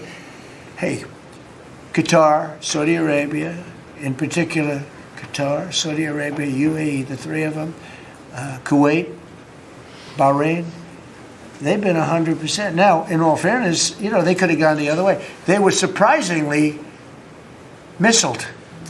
They were shot at. Nobody ever thought they'd be shot at. UAE had 1,400 missiles aimed at them. Fortunately, they had the greatest anti-missile weapon in history called the Patriot. Almost every single missile was shot down. We had an incident recently where 101 missiles were shot at a certain thing that we own that's very valuable. 101 missiles going 2,000 miles an hour. Out of the 101 missiles, every single one of them was shot down in midair and fell into the ocean. It's amazing technology. There's nobody has equipment like we have. Is it even possible while Iran still has that enriched uranium? Is it even possible? Well, you're going to have to see, but I think we're in just very good shape. We're roaming. You know what we're doing? You know the word roaming free? We're over their skies with the most beautiful planes you've ever seen. Roaming free, there's not a damn thing they can do about it. And it would be nice if, like the fake news New York Times, which writes so fake, and the Wall Street Journal is terrible, terrible. I mean, I read a story today that I'm desperate to make a deal. If I was desperate, he'd be the first to know. Pete, let's get the hell out of there. I'm the opposite of desperate. I don't care. I want to know. In fact, we have other targets we want to hit before we leave. We're hitting them on a daily basis. No, I don't talk about you. I can't talk about specifics. A lot of people say that wouldn't matter. Maybe it does matter. Who knows? But I wouldn't talk. It's like the question this young lady asked. Sorry about I embarrassed her. I don't want to embarrass you because I think I think she's a friendly reporter, so I'm sorry. But I can't say what we're going to do because if I did, I wouldn't be sitting here for long. They'd probably, what is it called, the 25th Amendment? They'd institute the 25th Amendment, which they didn't do with Biden, which is shocking. The hard question is Venezuela safe enough to leave the region? Because Steve said that they've got enough uranium to make 11 bombs. That's a very scary thing. So, well, it's again, I can't talk to you about that. You're asking me a question. You're essentially saying, will I go in and do something? I can't talk to you about that. Mr. President, you're looking at a coalition of ships to help, warships to help protect tankers. How close are you to getting that coalition? Well, we have a coalition for them, but they should have been up here a long time ago. And they're affected. The amazing thing is we don't need the Hormuz Strait. We don't need it. We don't need it at all. We have so much oil. Our country is not affected by this. We have twice the amount of oil as Saudi Arabia or Russia, and soon it'll be 3 times the amount. Chris, do you want to speak to that for a second? Yeah, that's correct. Our total oil production is greater than Saudi Arabia's plus Russia, and more than we consume in the United States. So we're the largest.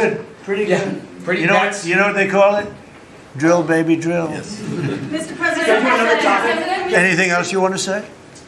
Well, it's same thing for natural gas. We went, before your first term, we were the largest exporter of natural gas in the world. Today, we're just by far the largest. I mean, we were the largest importer, now we're by far the largest exporter, and it's growing rapidly this year. New facilities are coming online, new production's ramping up. We're doing an amazing job. We're getting a lot of help from that man right over there. He's getting approvals done quickly and very environmental. He's an environmentalist, actually. He does a great job, but he gives you a fast approval or rejection. Do you have anything to say?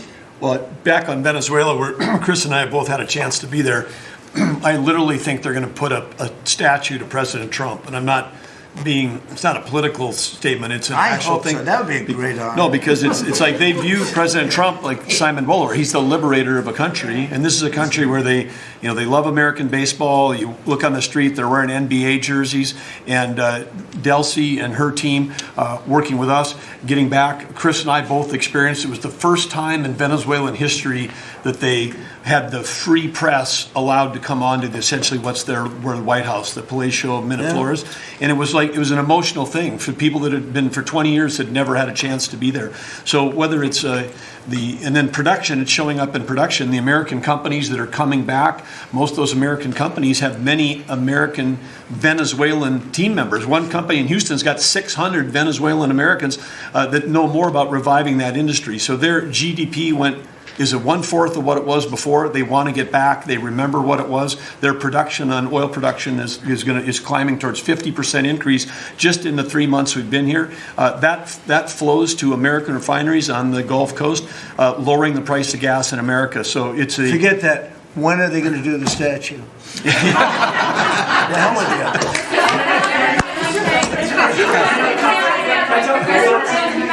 Thank you. You've been really honest about how disappointed you are in Sir Keir Starmer, particularly in relation to Iran. So I'm curious about your phone calls with him, how easy they might be. And also, were you surprised by... Are we talking about Starmer? Yes. No. And are you surprised by how weak... I think he's a lovely man. I do. I think he's a lovely man. But I think he did something that was shocking. He didn't want to help us. And maybe in particular that country, we were the longest bond, the longest ally. Australia, too. Australia was not great. I was a little surprised by Australia. I wouldn't say anybody was great other than the 5 countries in the Middle East. We never really had very much support. We spend trillions of dollars supporting countries, and this is Little League. This isn't the big league deal. This is sort of Little League pool for us. This was look, we decimated them in a period of a week. In the first week, it was over. In the first few days, it was over. I think the Navy took us 3 days to essentially annihilate it. They weren't there. So if there's ever a big one, which I hope there's not, but if there's ever a big one, I don't think they're going to be there. And that's not fair. And we have to remember that as a country, because we spend trillions of dollars protecting Europe, protecting the countries of NATO. They weren't there for us for small time. This is small time. You know what? Venezuela is a big deal, but it's not the big one. They weren't there. So what makes you think they'd be there if we needed them for something? And your prime minister was not there, as you know. He was there after we won. He said, we'd like to send some ships. I said, we already won. We don't need them anymore. But can you explain why he was reluctant to help? Why he what? Why he was reluctant to help with Iran? He didn't have to. I didn't ask him. I just said, just tell me, no. I mean, we're always going to be there, or at least we were. I don't know about anymore, to be honest with you. I would have to be honest. We were always there when they needed help. We always would have been there when they needed help. I mean, think of it. We're there to protect Europe from Russia. In theory, it doesn't affect us. We have an ocean, big, fat, beautiful ocean. But we're there to protect NATO, to protect them from Russia. But they're not there to protect us. It's ridiculous. It doesn't make sense. I tell you, a lot of people were big NATO people. I was never big. I was okay. I got them to pay 5%. By the way, they haven't paid it yet. You know that. You know, I got them to pay 5% from 2% to 5%. They didn't pay it yet. I got them to pay up to 2% because they weren't paying the 2%. Then I got them to pay 5%, which they should be at. And we had a lot of, oh, that was great, great. Oh, only Trump could do it. But the problem is they haven't paid. Because if you look at the numbers, they haven't paid yet. So we were there for them, but they were not there for us. Did we need them? No. I never thought we needed them. I was more doing a test. I said, I really would love to have you come up. Bring your boats.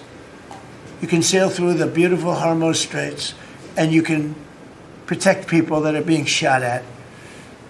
They didn't do it. And that's small potatoes. Do you understand what I'm saying? Yeah, I do. Go ahead. I was just going to say, does it affect the state visit with the King that you're going to have in April? Are you looking forward to that? With the King? With the King No. coming here? No. He's a friend of mine. He's a great gentleman. As you know, he honored me and our country. He really honored our country.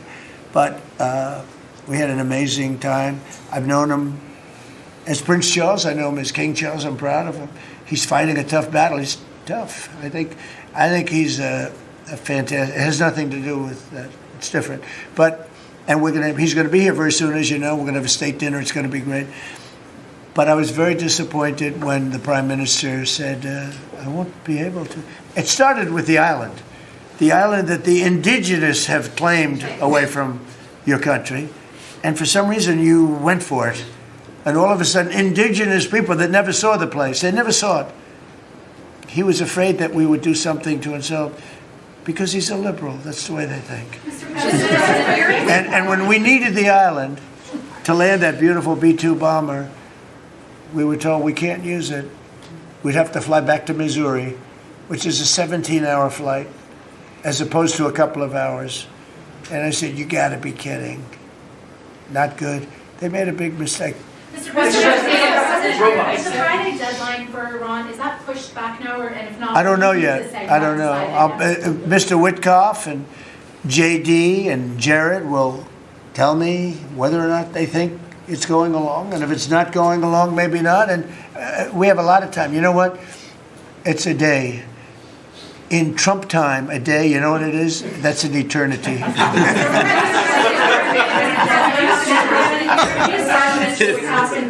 Say it, what? European Parliament just passed a major deportation plan. Some of the tenets of it are that member states can deport rejected asylum seekers to third countries regardless of whether they have a connection to it.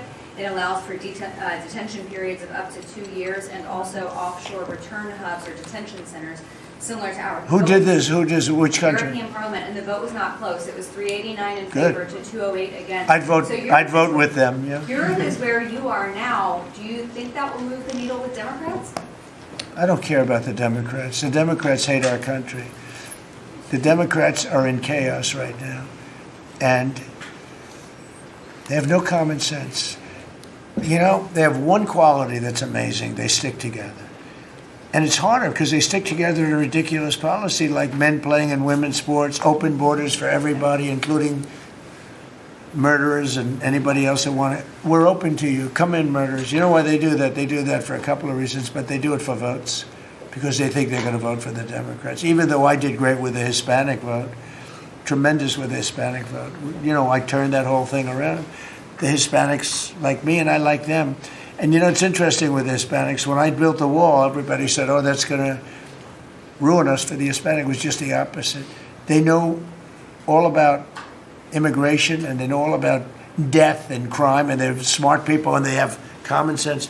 They wanted to be protected from the people that were coming into our country. So, you know, I won the election with a very tremendous Hispanic vote, and I think it's higher now than it was then. So, we're a party of common sense. The Democrats are a party of insanity. They're a party that will destroy our country. If I didn't win this election, I believe our country would have been destroyed by now. 1 year, that's all it would have taken. If you had Kamala or Sleepy Joe, either one, it wouldn't have mattered. They're the same thing. Two sleepy people, two stupid people. I believe, and by the way, Gavin Newsom, who is one of the candidates, I believe he took himself out of the running when he says he suffers from mental disability. And a reporter said it was terrible that I talked that way about somebody with mental disability. I said, I have no problem with it, but I don't want a person with mental disability to be my president. I mean, you don't want to have a person with mental disability being your president. And Gavin Newsom said that he can't read a speech. He can't do almost anything. And then he said he's as dumb as all the people in the room. And he got accused of being a racist, which was an amazing thing. I thought it was the worst interview I've ever seen anybody give. He's actually a very stupid person. So I believe he's out of the running. I think that statement, that interview, he admitted that he's a stupid person. I don't want a stupid person being president. You know, I'll say it right now. I say it because no press never reports it. I'm the only president that ever took a cognitive test. I took it 3 times. It's actually a very hard test for a lot of people. It wasn't hard for me. But it's a cognitive test. It starts off with an easy question. And by the time you get to the middle, it gets tougher. By the time you get to the end, very few people can answer those questions. They get very tough, mathematical equations and things. I took it 3 times. I aced it all 3 times in front of numerous doctors that I have no idea who they are. And I was told when I went in, they said, Doc Ronnie told me this. My current doctors who are fantastic doctors, they said, well, if you take it, you know, it's Walter Reed. It's essentially a public hospital. And if you do badly, it's probably going to get out. But I aced it. I got them all right. And one doctor said, I've never seen anybody get them all right. I've been doing the test for 20 years. I want people, I would love to see anybody that's a president or a vice president or anybody that has any chance of being a president, I would like to see them take a cognitive test. Because we had a man in this office that had no clue what was happening. And let me give you a little secret. He wasn't a smart man 30 years ago. And I'll tell you about President Obama. He wasn't a smart man either. I know all about him. He wasn't a smart man. Highly overrated. He was a great divider. And our country can't go through that anymore. Can't go through. We have done an amazing job. I had to do a little stopover. I call it an excursion. I had to do a little stopover in Iran, and we had to knock the hell out of them because our country would not have been safe. The world wouldn't have been safe. I've done a great favor for the world. The world has not been reciprocal, because when I told NATO, where we give billions and billions of dollars, trillions over the years, I said, do you mind coming up and giving us a little hand with the streets? Send up some. They didn't want to get involved. And I believe that's going to cost them dearly. Thank you very much, everybody. Thank you. Thank you very much. Thank you, Mr. President. Keep moving. Thank you, guys. Keep moving. Thank you.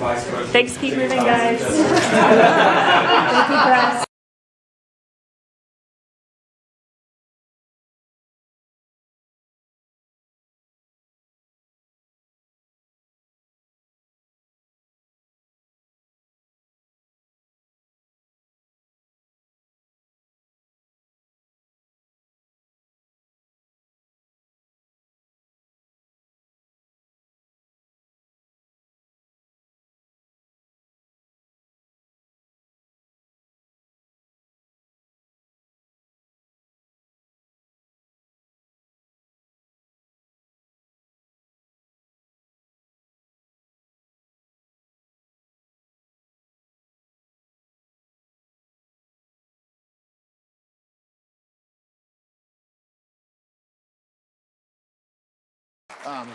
We see our most activist judges that we lose to every single day are, without a doubt, nothing more than an extension of the partisan arm of which they came from. And I say that knowing that we appeal those, and then we win on appeal, whether it's at the next level or at the Supreme Court. We have a judge who has been reversed 3 times on the same case. We had Justice Gorsuch had to remind the court, in a written opinion, he had to put a footer that said, hey, district court judge, you don't have to agree with what the Supreme Court says, but you have to follow it. Okay? It's there. You can Google it. It's crazy. So yes, you are right. Getting great judges, getting conservative judges who want to do nothing more than follow the Constitution and follow the morals of which this country was built on and what makes us great is without a doubt a priority of Dave Warrington, our White House counsel, the president, and everybody in this administration. Finally, we talked about Texas. You talked about moving to Florida. I'm going to try the barbecue today, by the way. Good, I like it. You talk about this division we have, blue to red, right? By the way, we should be blue. How the hell did we get red? The red are the commies. We should be blue. We let them just set the rules, like even take our color. I don't know. I think we should take the color black. I know we got red. Well, we got blue there. There we go. That's our color. That was Ronald Reagan's color. We fought the commies. But if you have all these if you have all these communist jurisdictions, Chicago, New York City, your former hometown, Austin, fair enough. Keep Austin weird. I understand this. Washington, D.C., where Mercy and I have raised our family. By the way, the Attorney General of Virginia said publicly, or was made public, that he thought my kids should be slaughtered, and your kids should be slaughtered because of their parents' politics. This is a very radical thing. Violent, radical, propaganda, and they use the courts more than anything else besides schools, and sometimes churches, to try to pollute us and pollute our kids. What can we do to stop bringing criminals to New York City and Washington, D.C.? I see that Northern Virginia courthouse, which has been used very regularly when justice was fair. Now that justice is gone, how do we bring these big cases to the red areas of the country so normal people can sit in juries and adjudicate them? It's something we try to do. That's one of the biggest parts of our strategy going forward is making sure that we're investigating and bringing cases in the right jurisdictions.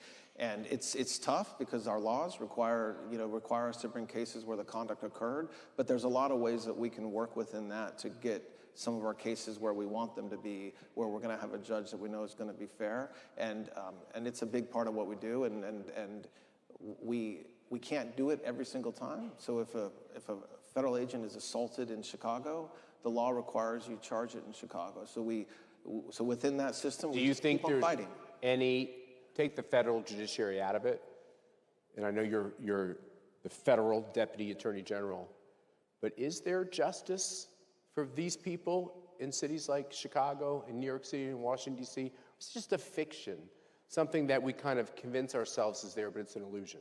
I think we've gone to a place where the local jurisdictions, not the cops on the street, but the leadership and the mayors and the district attorneys in some of those cities do not have your best interests at heart. And it's terrible and it's disgusting. And I hope that it changes. I think the media plays a big role. But all we can do, and it's not comforting to say this, but I'll say this, what President Trump said when they tried to kill him, moments after, all you can do is fight, fight, fight. And that's what I do every day. That's what the Attorney General does. That's what the President does. And that's what we have to do too. And that's the only way we'll have success. And it's exhausting because fighting's tough, but that's what we have to do. Well, load up on your vitamins, stay hydrated, eat a bunch of Texas barbecue. Thank you very much for being with us. Thank you, guys. At CPAC, there's no more important job in the administration than what you and Pam are doing. And we're all with you to get the job done. We'll all put our shoulders to the wheel. Thank you. And thank you guys for what you do. We feel it in D.C., so thank you very much. Thank you.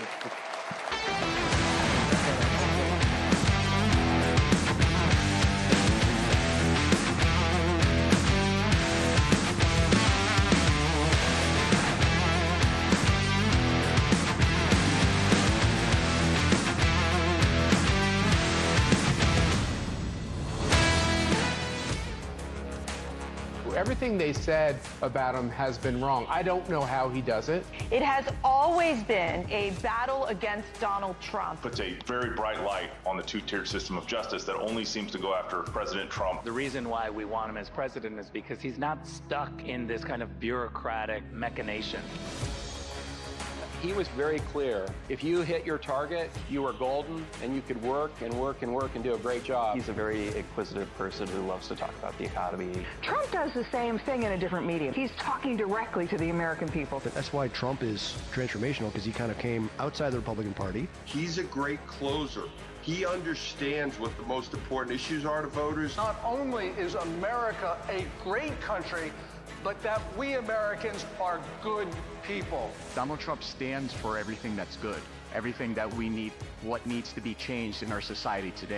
Think about that Trump supporter that was demonized, that was taken down, that was criticized, that was targeted. Think about that person out there. That is the one. They are winning tonight. The American people, they've spoken up tonight. We just lived through history. We're never going to see anything like this ever again.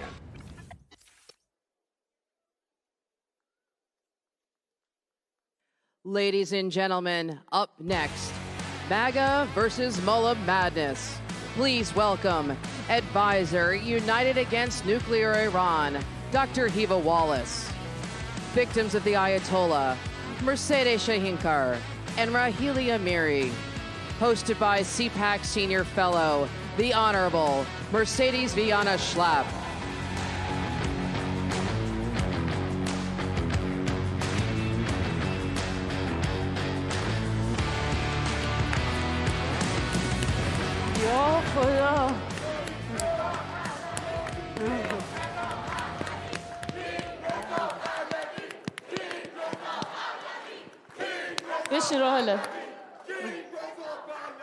It is, well, you have a lot of fans here already.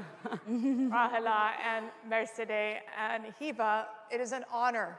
It is truly an honor to be with these brave women.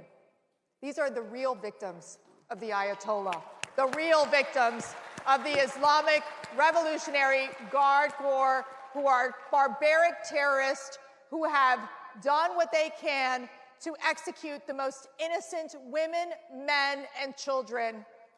And today we are honored to have both of you, all three of you, on our stage. And so I'm going to start with you, Mercedes. Yeah. I would love for you to share your personal story. What happened to you under this brutal Iranian regime? Hello, everyone. I want at the first, I can't speak English perfect, but I try to explain my story. My name is Mercedes Shahinkar. I am an Iranian woman. During the Women Life Freedom Movement in 2022, I was a protest in the streets for freedom and human dignity, like many others.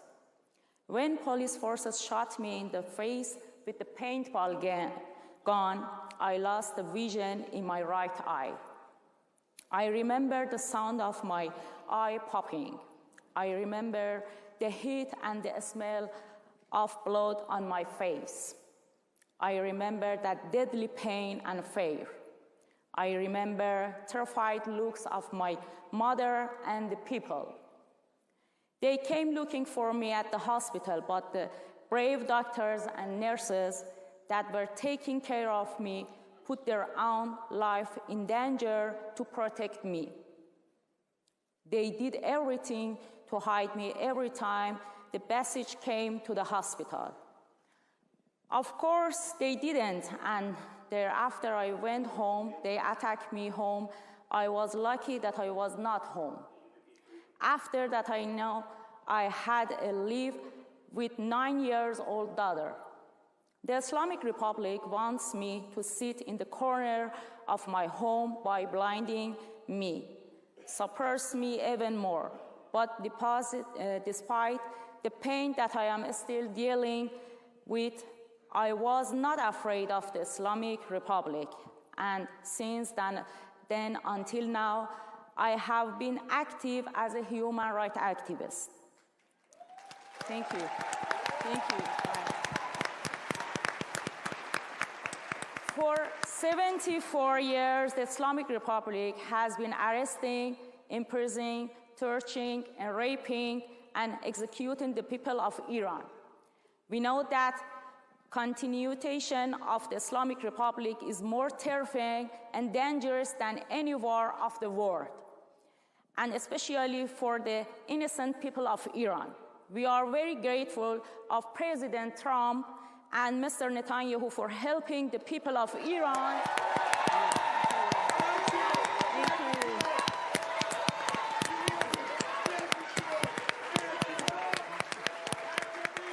Thank you.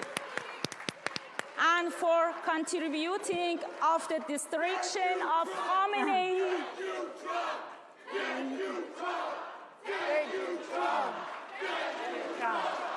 Thank you, Trump.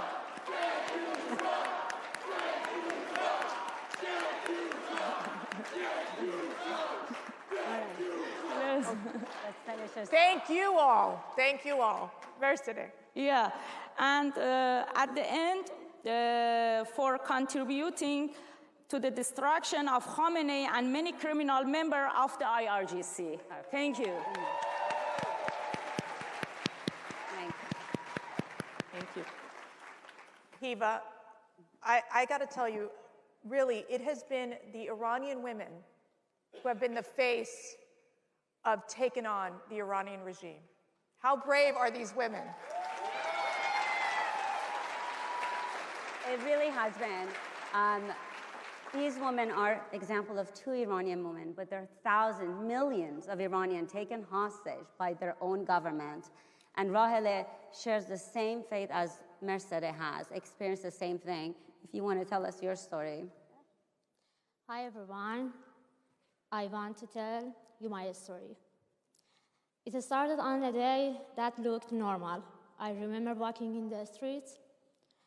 I had taken off my hijab. I was smiling. I felt free, even if it was just for a moment.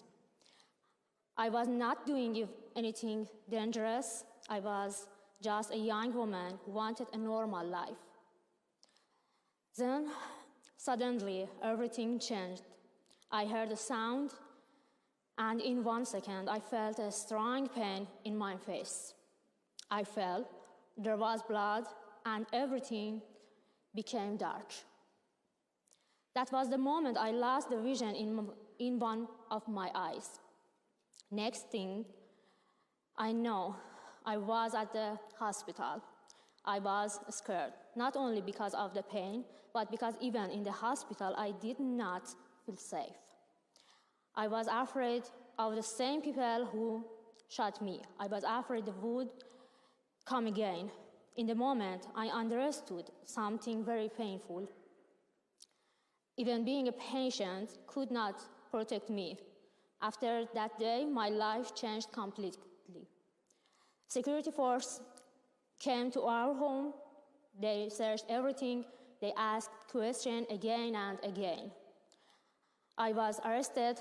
I was interrogated many times. My family was scared. They told me, you cannot study anymore. You cannot work. You do not have a future here.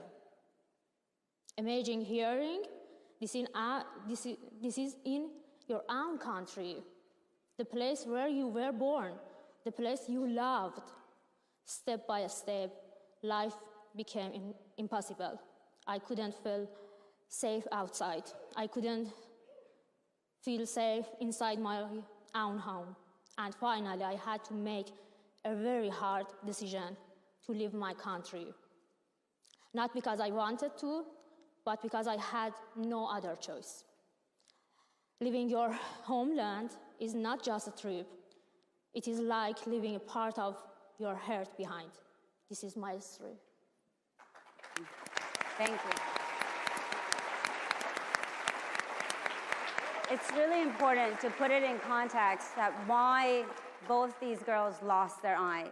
The Islamic regime, the IRGC, the Basijis went out on the street specifically shooting for their eye because they wanted to mark them so they can go back into the hospitals looking for them, to find them on the streets and then take them and to torture and kill. And this continues, as we were talking, Mercy, that even under bombardment, they're still continuing to execute, torture, rape women, and they have not stopped. So these women, we brought them here for you to see that this regime will not end. I just had, Hiva, one individual come up to me yesterday in tears saying that there was a young boy who had actually a photo of Jesus Christ in his room, and they came in, the military, to assassinate the boy. You have the Iranian nurses who were raped trying to help the protesters. You had the wrestler, 19 years old, executed. And what is it, Hiva? Because it's not just what's happening in Iran, but tell us the mentality of this Iranian regime, what that means to that threat here in America. I'm sure you guys have all heard.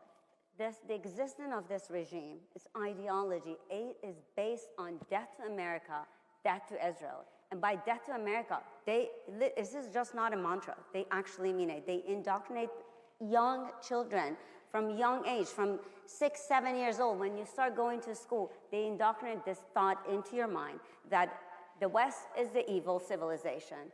America is the enemy of Islam and of Iran.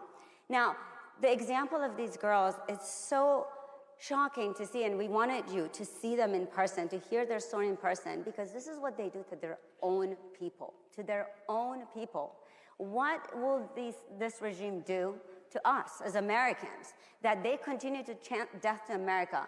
They will stop at nothing. They have attacked their Muslim neighbors, countries that have helped them to negotiate deal here and there. They've attacked Oman, Qatar, from all the countries in the region. They will not end within their own borders. The suppression does not end at their own borders. They want America gone. They want Israel to be wiped off the map. And therefore, President Trump understood that President Trump did not start a war. President Trump is ending a war after 47 years of this country wanting to end.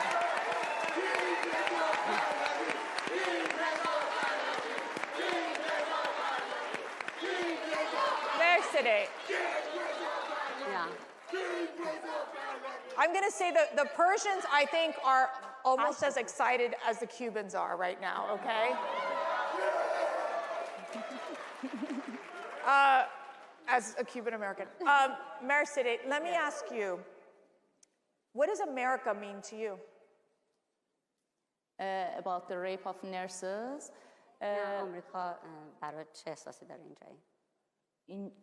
Okay.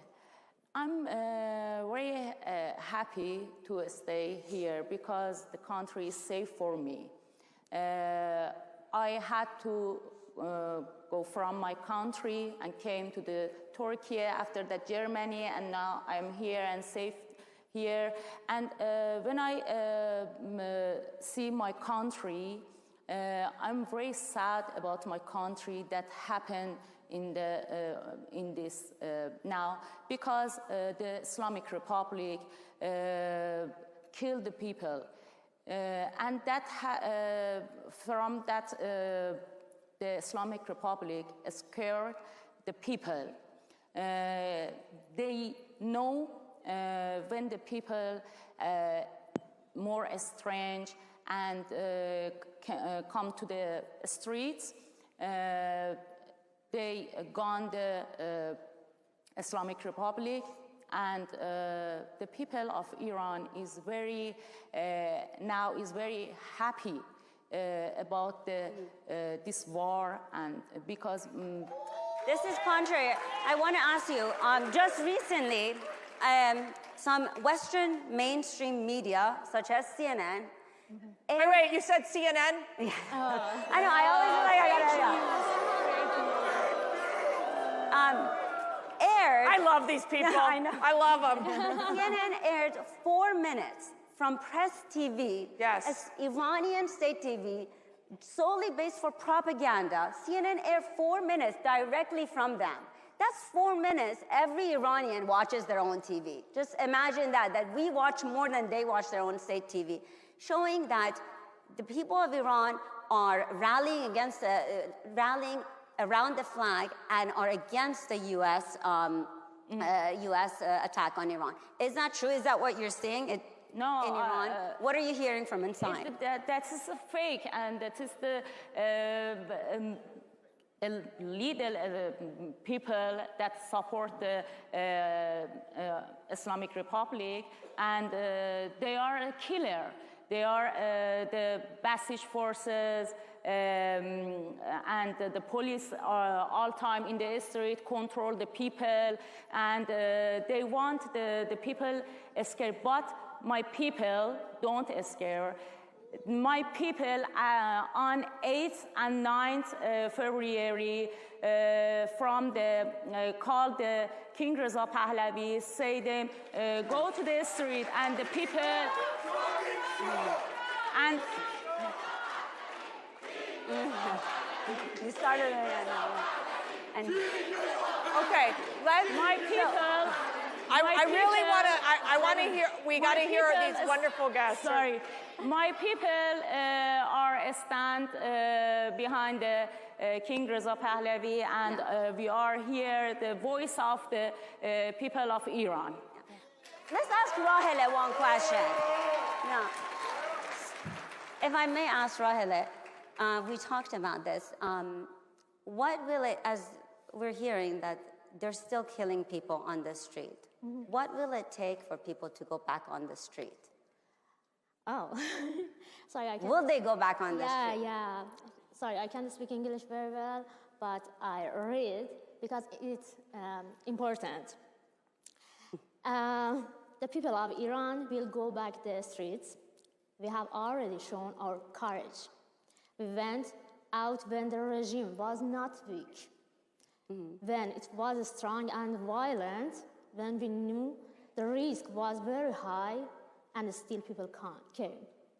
So now, when we see that the regime is weaker than before, thanks to President Trump. Yeah. And our troops. And our brave troops.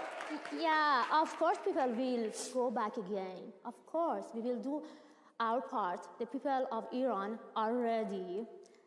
They just need the right conditions, less repression, and the chance to be heard. And when that moment comes, they will return to the streets again. People are waiting for the final opportunity. The return to the streets under the leadership of Prince Reza Pahlavi, and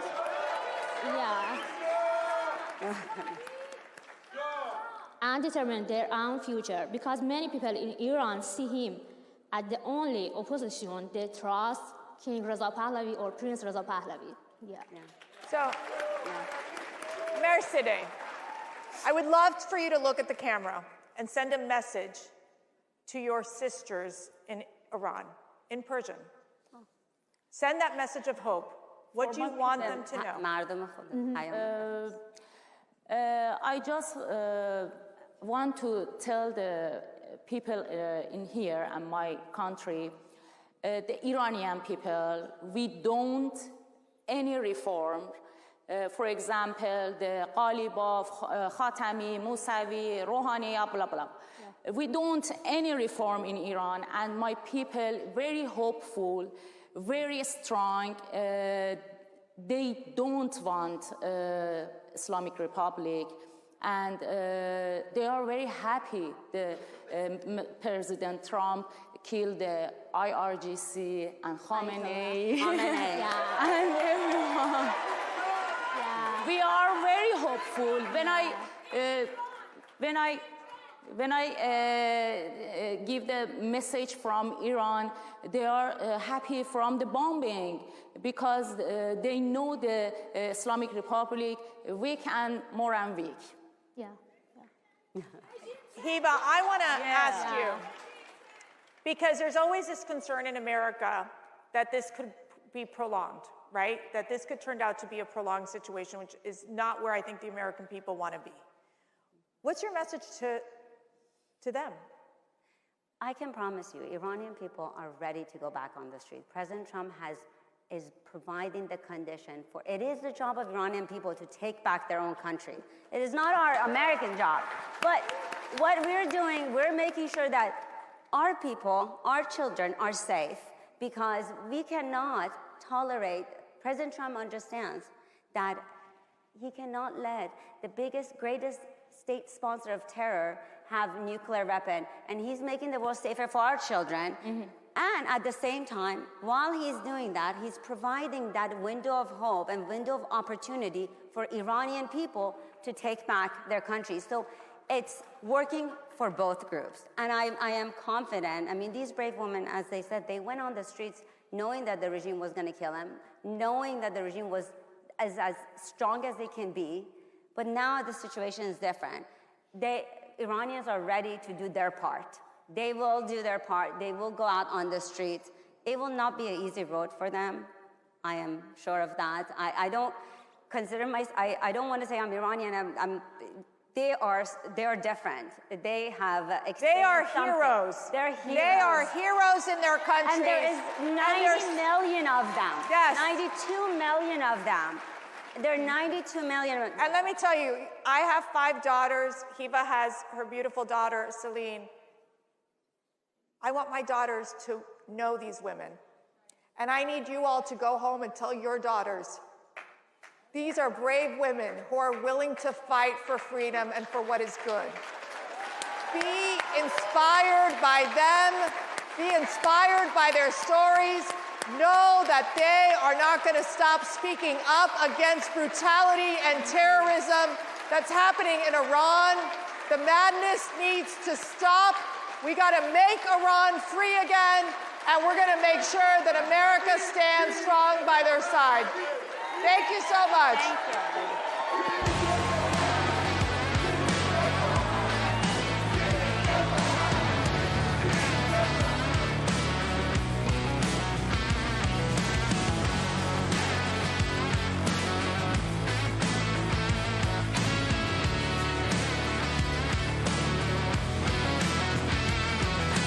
In a time of broken promises, one man stood apart and kept his word. He secured the border, unleashed American energy dominance, cut taxes, defended women's sports, crushed crime, ended government weaponization, brought back jobs, defunded Planned Parenthood, cut off USAID giveaways, ended taxpayer funding for PBS and NPR, and protected American values. Promises made, promises kept. Donald J. Trump. Ladies and gentlemen, this is Commies Go Home, the stories of the American heroes of Goshen. Please welcome CEO and founder, Breakthrough Ideas, Jeannie Ives. No Goshen, Michigan activist, Lori Brock. No Goshen, Illinois activist, Jillian Rojas. Moderated by CPAC board member, Gordon Chang.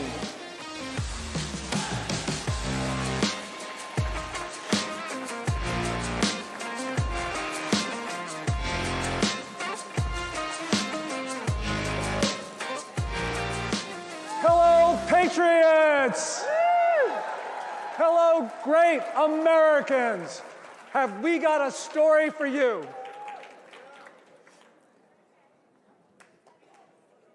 The communists are everywhere in our country, and people ask, what can we do? What can I do? Well, these warriors have the answer, because they stopped the Chinese Communist Party. China's Goshen, one of the world's largest manufacturer of batteries, it was armed with hundreds of millions of dollars of subsidies from the governors of Michigan and Illinois, and they were going to build 2 factories in our country. But these women said, not so fast, and they stopped Goshen. So Lori Brock, you're from Michigan, where you stopped that Chinese company. Yes, we are. Tell us how you did it. Well, it started, it's really kind of fishy because we didn't know anything about it. Our community had no idea what was going on until someone left us something in our mailbox. And then they said, you better get to your meeting. And we did, and we found out that they had already kind of pretty much bought off the local officials, and they were ready to break ground a month later. And we got back out and we said, we got to stop them. And so a few friends of mine got together, and we decided that we had to do something, and we had to take control of our community back. So we led a township recall, and we recalled all the people that were available to be recalled. And then we went to the next township and we recalled them.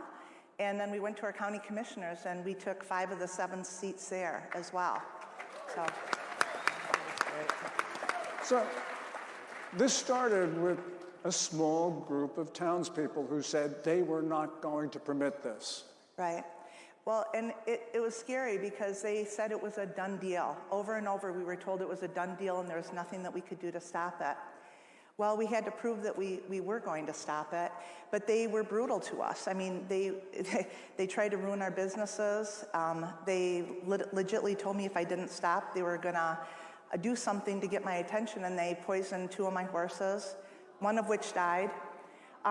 They just made our lives miserable, and they literally took elected officials and went to the county courthouse and tried to find dirt on me and other people in our community. What they wanted to do is ruin anybody that was trying to stop them. And it's scary, you know, and so we were trying to get people to stand up, and at the same time they're attacking me so hard that people were scared to stand up at first, but they realized that we were gonna keep fighting, so they finally started standing behind us. And now our whole community, there's over 3,000 people there, and we've probably got about 8,000 people behind us that are, and we've you know, got these guys as well, so. Yeah. So in our own country, this Chinese company thought that it could intimidate the people of Green Charter Township, Michigan. Right. The thing that's scary, and what we want to warn people about, is never to let these people into your communities. They got in, and now we're facing close to $1 million legal battle. And we're a community of 3,000 people. We started this fight with just us donating money. Everybody could. We gave as much as we could. And now we're stuck with this huge legal battle because Chuck Thielen, the vice president of Goshen, said repeatedly, if we're not wanted, we'll leave. Well, we proved that they weren't wanted when we did our surveys. Over 95% of the people didn't want Goshen. So we knew we were on the right path. But now they're leaving, but they're taking us to federal court. And we're getting sued, and there's no end in sight. They just keep coming at us. And I'm so scared for other communities that they're gonna have to face the same thing, because they're trying to make an example out of us to show that they can bankrupt us. That way, you know, no one else will stick up for themselves. But we're gonna fight back. You know, we've got a lot of plans, so. Jeannie Ives, you've been leading the effort in Illinois. The struggle is in your community. Tell us what you guys are doing. Well, Goshen did a 2-part deal. First of all, they wanted a manufacturing plant up in Michigan, and then they wanted an assembly battery plant in Manteno. And so this was, again, part of the big green energy scam stuff that both Whitmer and Governor Pritzker are all in on. And so Governor Pritzker, this is the type of business that he wants to attract. And by the way, there's zero private job growth in the state of Illinois. The only job growth you get is when you incentivize with taxpayer money these companies to come in. And so he promised Goshen $536 million to start an assembly battery plant in Illinois. And then he backed that up with like all sorts of property tax deals and other incentives as well. And so nobody knew about this until there was a big announcement in September of 23. And that's when the local people found out about it. And immediately they started to organize against it. I'm more at the state level looking at this and saying, my son is serving in the Navy, and you're giving the #1 adversary of America, you're giving them $500 million to compete against us. This is insane. And so I started to help take up the fight with these folks, but really Jillian Rojas is a member of the Concerned Citizens of Manteno, which immediately organized against this Goshen plant in Manteno, a small city of 9,000 people. And so essentially it all started in a parking lot, really, and started saying, hey, we got to get to this community meeting, and I'll let Jillian pick up the story from there. Yeah, thank you for having us here today to share our No Goshen, Illinois story. And so our mayor had signed some non-disclosure agreements under Project Unity and gone around to the different taxing bodies to secure $2 million in tax incentives, which would benefit Goshen. Initially, we started hearing about Project Unity. Then we heard that a lithium battery manufacturing Goshen, who is owned by High Goshen, was coming to our town. And when our governor came to town to make the announcement, that was when we linked Goshen and Project Unity together. And we knew at this point that we had to form a group of people, and we formed the Concerned Citizens of Manteno, and we stood together to keep the community informed about our lawsuit that we have filed against this company. And so we're working together to keep the community informed. It's a grassroots effort. We do not want this CCP-affiliated company in our town producing these lithium batteries, because they are very dangerous, not only to the local community, but to our water, to our national security. So we really are in this effort together to help to spread the word and to let people know that even if you are just a grassroots person, you can make an impact on your community. You can get together as a group of people and say, we do not accept this. We do not accept you giving $125 million to Goshen, $530 in tax incentives at a local level. It's just, why are we giving this money to an adversary? Why aren't we keeping it here for the American people? Yeah, so, I mean, but it's really important to point out, when Jillian talks about $125 million, I'm talking about the fact that Governor Pritzker literally cut them a check for $125 million after he had approved this project, and they had this huge rollout with every Democrat leader you can imagine in the state of Illinois, with the head of ComEd there, with the head of Nicor Gas promising them brand new transmission lines, brand new gas piping, which, by the way, they want to get rid of in the state of Illinois, completely get rid of coal and natural gas and oil. They want to get rid of it, yet they are touting the fact that they were going to build Goshen, a Chinese communist-backed company, an EV battery plant, all this new infrastructure. And the $125 million that he wrote him a check for was used for a land grab around the Goshen plant, and used, actually, because money's fungible, used to actually defend against the lawsuit that the community started up against them. They're using our own tax money to try and put us out of business, to tell us to sit down and shut up. So yeah, they've purchased over 231 acres of our surrounding farmland under a variety of LLCs. And members of our team have broke down these LLCs and linked all of their purchases. And you can check out more information on that at GoshenLandGrab.com, because we truly feel that behind the scenes, all these LLCs are linked to different CCP-affiliated companies. And ours goes right along with that same story. Governor Whitmer gave $715 million to Goshen. We can't get our roads fixed, yet all our tax dollars are going to fund a CCP-backed company. We are just disgusted by it. And the fact that we couldn't even get our environmentalists to help us. I contacted 38 different environmental groups in Michigan to get help because we're within a mile of the Muskegon River, which will dump right into the Great Lakes. Muskegon Watershed wouldn't help us, the Great Lakes Watershed wouldn't help us, Ducks Unlimited, you name it. Finally, I got so angry, I'm like, why will not anybody help us? And then off the table or whatever, they called me and said, we can't because our funding will get cut by Whitmer if we do help you. I said, so you're an environmental group, but you won't help save our environment? This is crazy, you know? Yeah. Our plant sits 10 miles from the Kankakee, Illinois River, which is one of the cleanest rivers in the state of Illinois and in the country. And we don't even know how they're going to be filtering the water in this facility. So what's going to happen when the tables are poisoned and eventually leached into the Kankakee River, which eventually will run to the Mississippi River? So it's not just an Illinois problem, it's a USA problem. Could you imagine the Mississippi River polluted with lithium iron phosphate, synthetic graphite?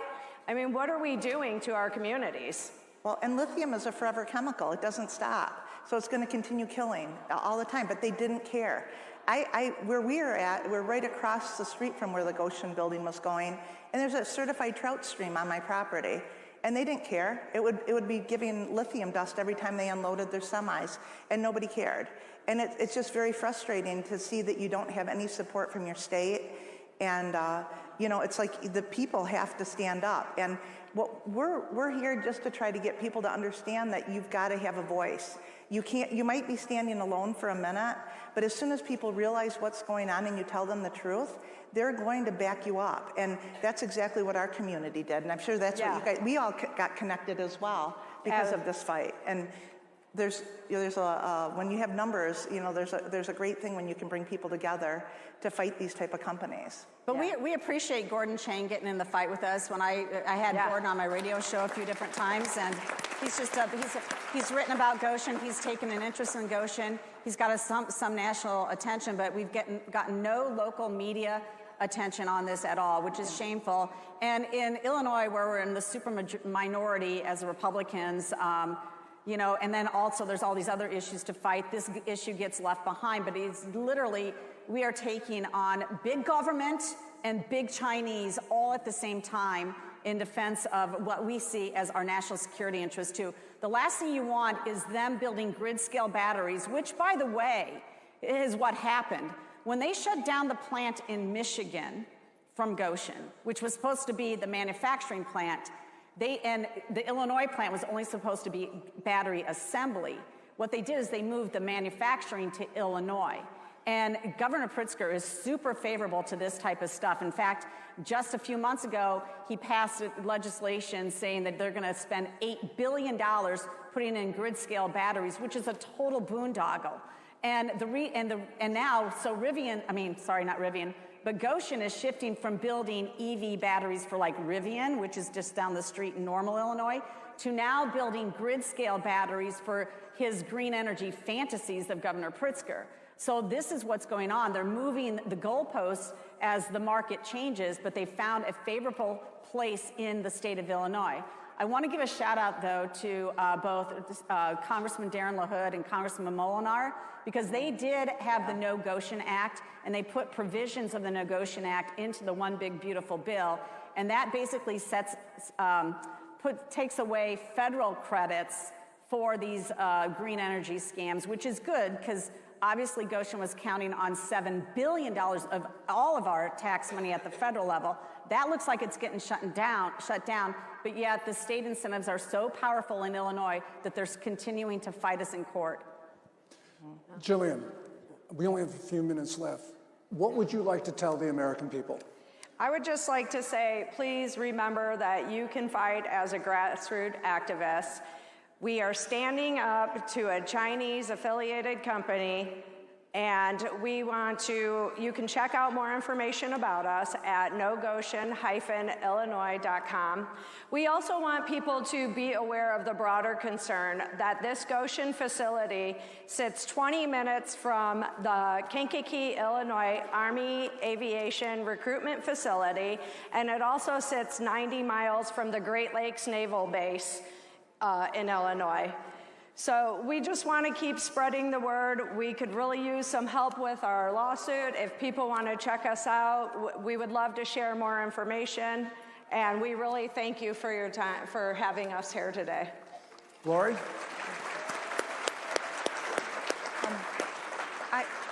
I as well wanted to put a few shout outs too. John Molinar helped us immensely, as did Pete Hoekstra and Joe Sella, Lana Tice. We've had a lot of political help, and we're very thrilled for that.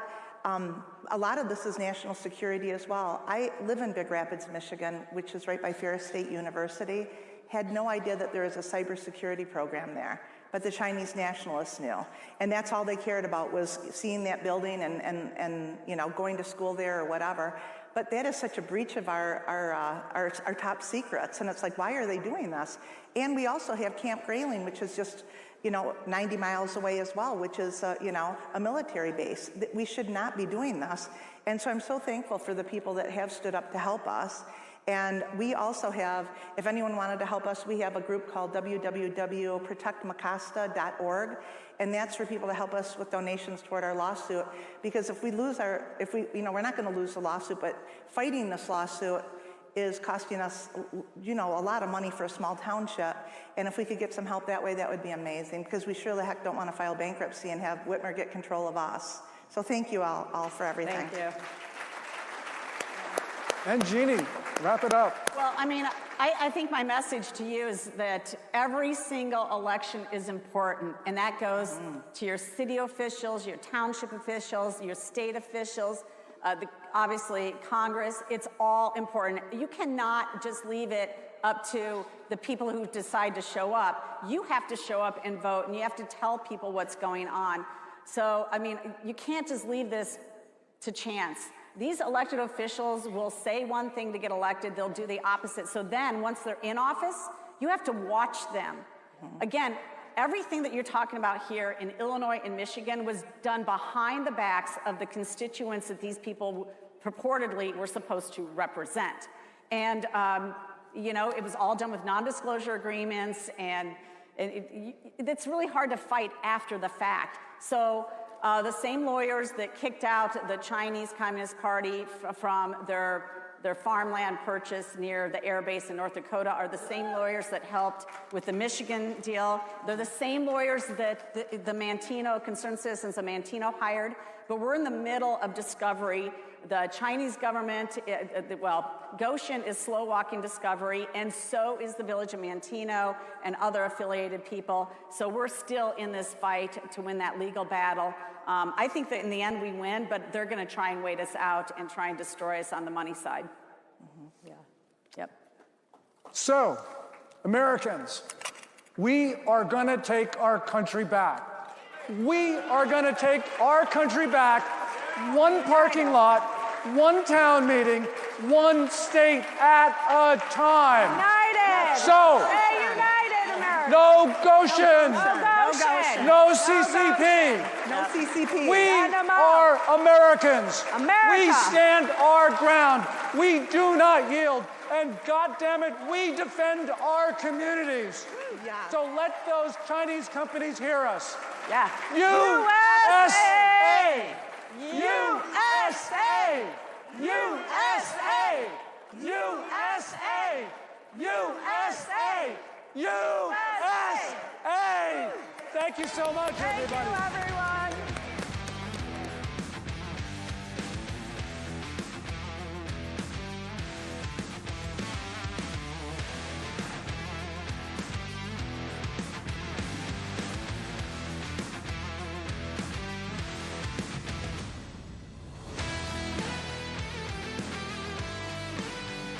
Congress stalls on AI. It's the states, red and blue, stepping up to protect Americans. Texas banned discriminatory AI and cracked down on deepfakes. Utah now requires you to be told when you're talking to AI. Tennessee's Elvis Act protects your voice and likeness. Montana, Florida, Arkansas, and Pennsylvania are all taking action. This is what Americans want. Across all ages and incomes, Americans are in support of states taking the lead and keeping families safe.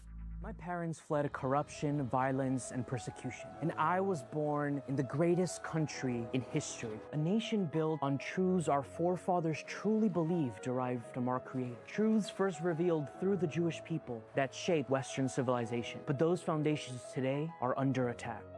So Generation Zion is mobilizing a generation throughout this country, training leaders, organizing campuses, building a movement to defend the biblical roots of our freedom. We are Generation Zion. Suffered under, continue to suffer under this regime. This regime kills its own people, kills its young women, young men, that all they want is freedom.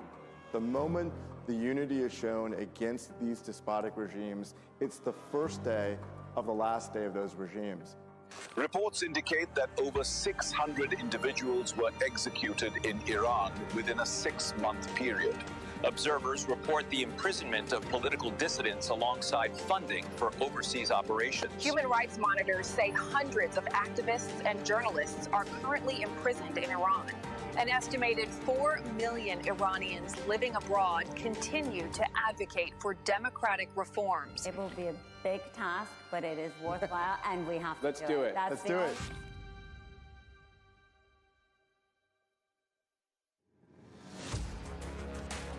Everything they said about him has been wrong. I don't know how he does it. It has always been a battle against Donald Trump. Puts a very bright light on the two-tiered system of justice that only seems to go after President Trump. The reason why we want him as president is because he's not stuck in this kind of bureaucratic machination.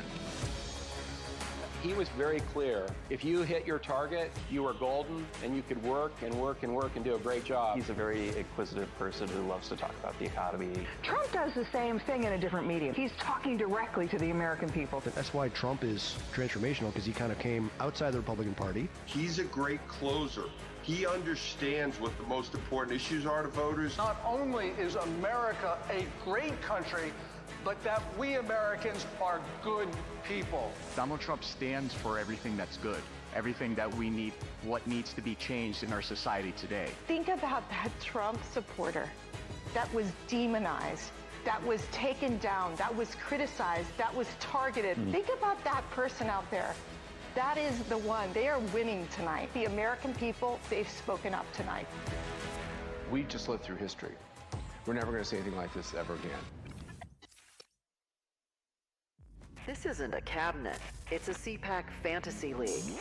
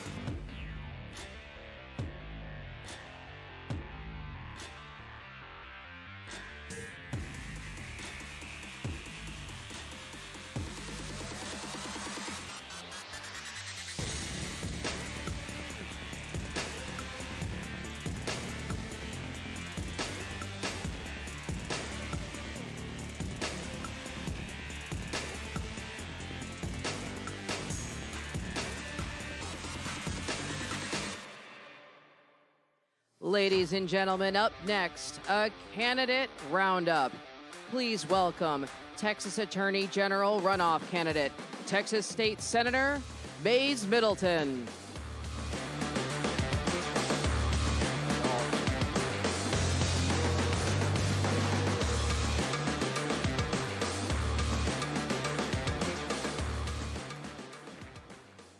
Howdy, CPAC, and welcome to Texas. Texas is Trump country. Just shout. Look, I mean, this is an exciting day for conservatives here. And first, I want to start out and say thank you to the voters of our great state. I came in top spot, a decisive first place in the primary.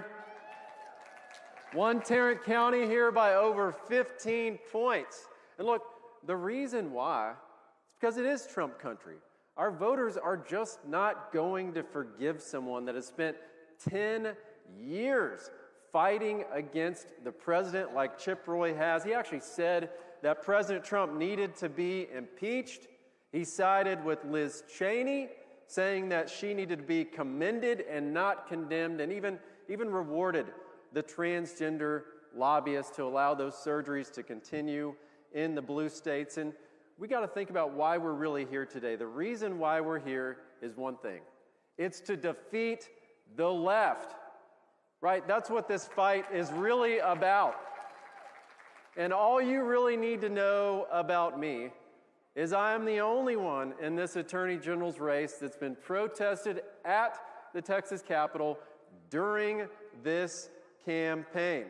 They had these big, ugly green signs with my face on it, and they called me the bathroom bigot. Why? Because I don't want men in my little girl's restroom or locker room or shower. It's common sense. And look, this is a calling for me. This is not a job. Like our president, I give away my salary. I don't take the pension. I don't take the health care. I don't take the state license plate. I don't take the lobbyist NFL tickets or the lobbyist ski trips. I am only here to serve and to fight for the conservative values that we believe in, and that is exactly what I've done since day one when I got elected in 2018. I was chairman of the Texas House Freedom Caucus. Now I'm in the Senate, always ranked as the top 1 or 2 most conservative members of the legislature. But it's more than that, right? This is a show me, don't tell me business. How tired are we of politicians telling us what they're going to do, right? They tell us all these things, they promise all these things. No, you got to show us the results. And I can show you those results. I took on the woke's left-wing gender ideology, defeated them, got the Save Women's Sports Law passed. Riley Gaines was a huge champion on that. Also, the strongest women's privacy law in America, which we know what that does. It kicks perverted men out of women's restrooms and locker rooms. I defeated the atheists and put prayer and the 10 Commandments back into our schools. Because children need to know God's law. And how many of y'all have heard of James Tallarico before, right? Yeah, he's a lunatic, by the way. And this guy claims to be a pastor, and he said it's unchristian and un-American to put the 10 Commandments in schools. So what was my response to that? I donated 10 Commandments posters to the schools in his district and gave them in his honor. He didn't like that very much. I've taken on our foreign adversaries in Austin and stopped China from buying our land, designated cartels as terrorist organizations, tripled border security, and am now taking on one of our most growing threats, one of our biggest threats that you've heard a lot about today, which is Islamification and Sharia law. This is incompatible with our republic because they don't think we deserve the right to exist as Americans or as Christians. This is not a First Amendment issue. This is about putting America first and putting Texas first, and I will be blunt. Sharia law is organized crime, period, and I will treat it as such. And look, for 7 years, I've been writing these laws, drafting these laws, defending them on the House floor against attacks by Democrat attorneys, defending them on the Senate floor against attacks by Democrat attorneys. Who better to enforce these as Attorney General than someone that was on the ground floor writing these and already defeating the left to get them over the finish line? And because of that proven conservative record, that's why I've been endorsed by the leading grassroots groups you got to have to win a statewide primary, like Texas Values, Texas Homeschool Coalition, Texas Right to Life. Riley Gaines has endorsed me in this race. Also yesterday, we announced Aaron Wrights, who was endorsed by CPAC in the first round, has endorsed me in this race for Texas Attorney General.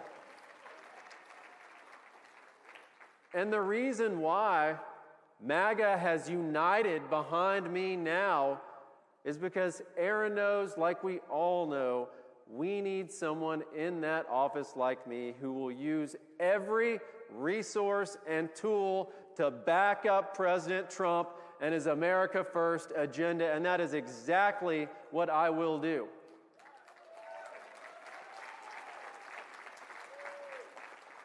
And look, we know we can't have someone in that office that calls us MAGA effers.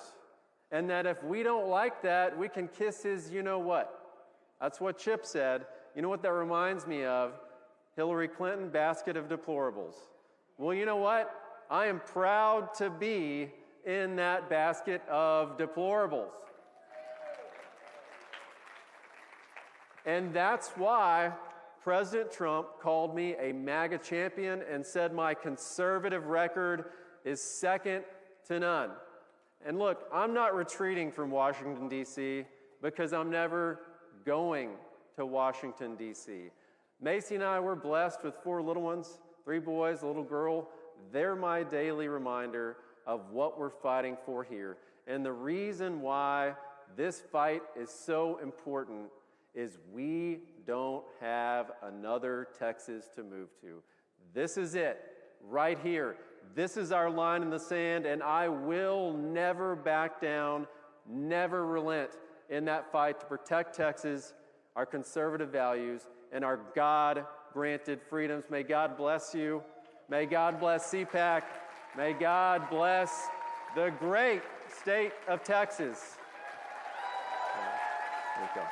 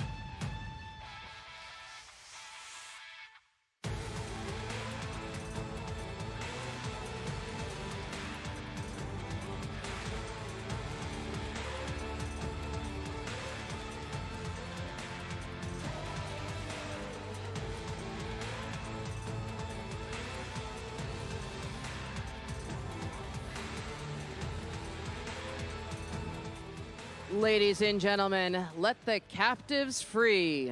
Please welcome U.S. Special Envoy to Belarus, John Cole.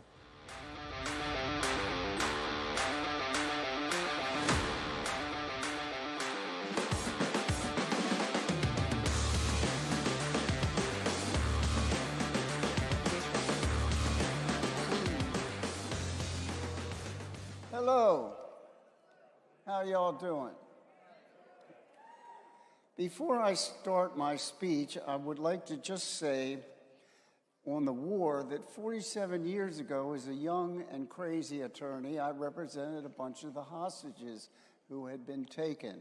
I have talked to several of them since the war started. They see it as payback, and they want payback.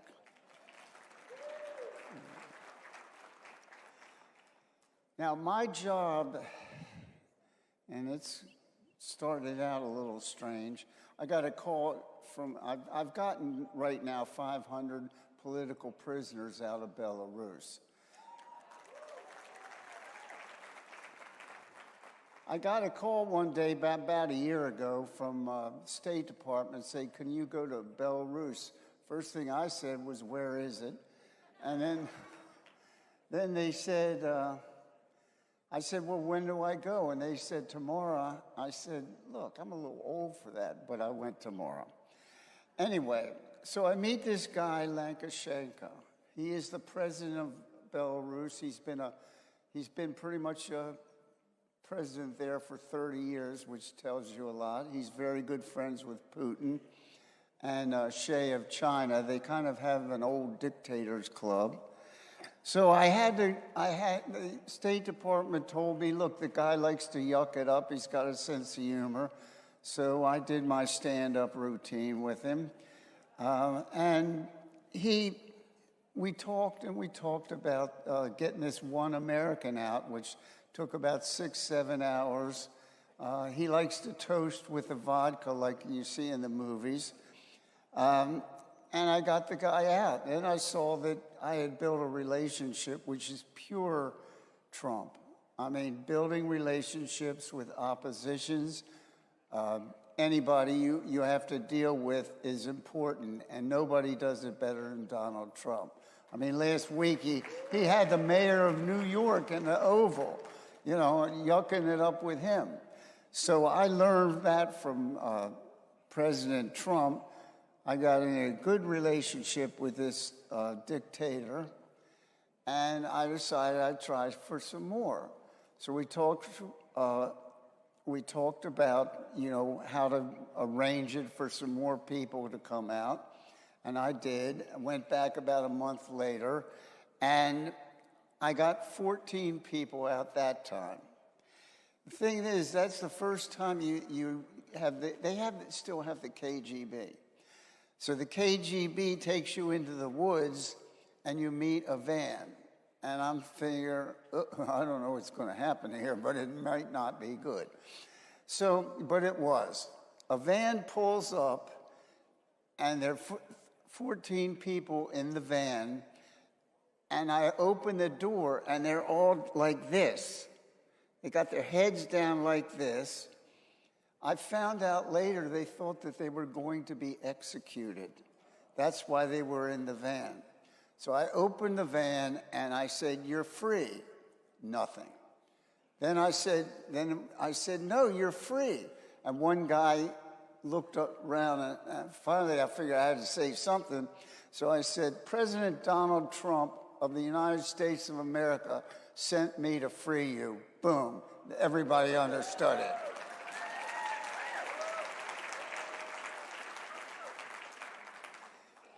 So then I go back to Washington, and my wife, Greta, I'm married to Greta Vance. We had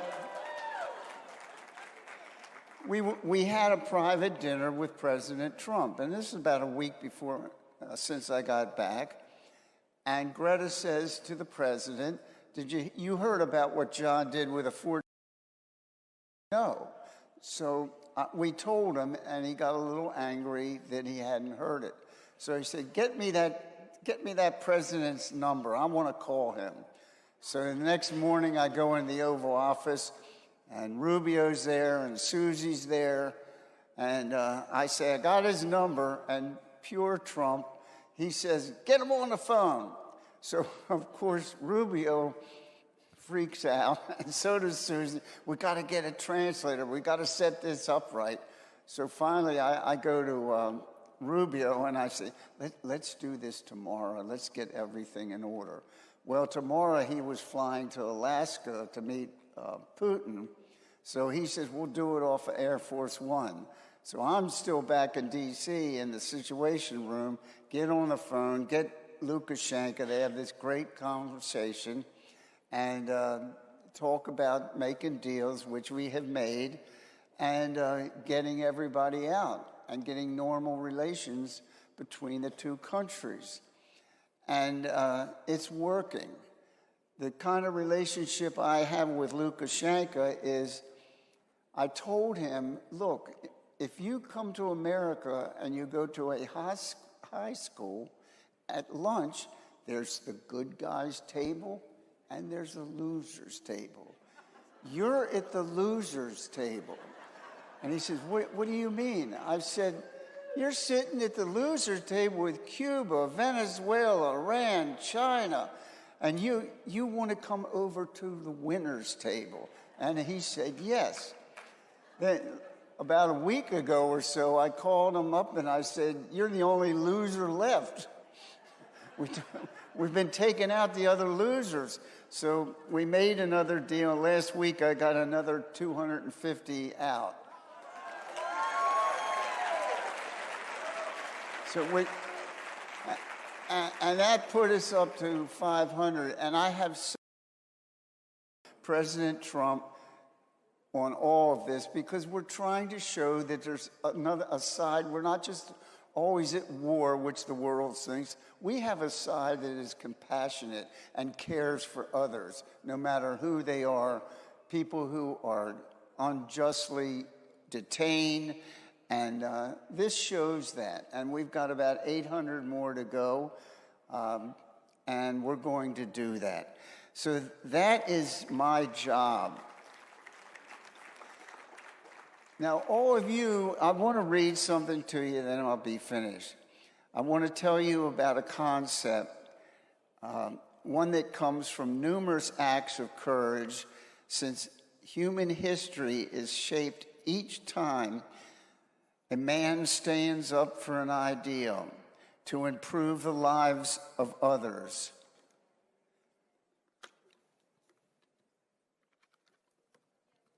Sends forth a tiny ripple of hope, building a current that can sweep down the mightiest wall of oppression and resistance. That's Bobby Kennedy in 1966, and it holds true today. It's what Franklin Graham does every day. He puts out ripples of hope for people. It's what even Todd, who you spoke to, every case that he wins for justice and truth in our side sends out ripples of hope. And every time you all talk to your neighbors, that ripple goes out, and it grows and it grows. And you've seen it grow. We have a president because of those ripples of health. I want to thank you all very much. Okay.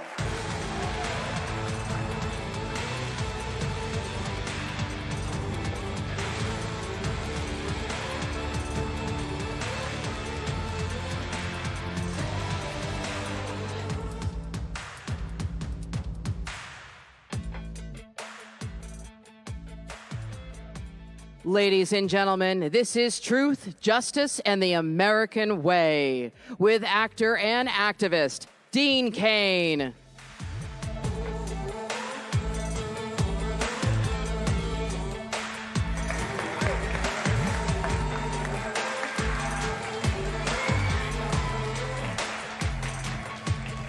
Hello, everybody. How are you?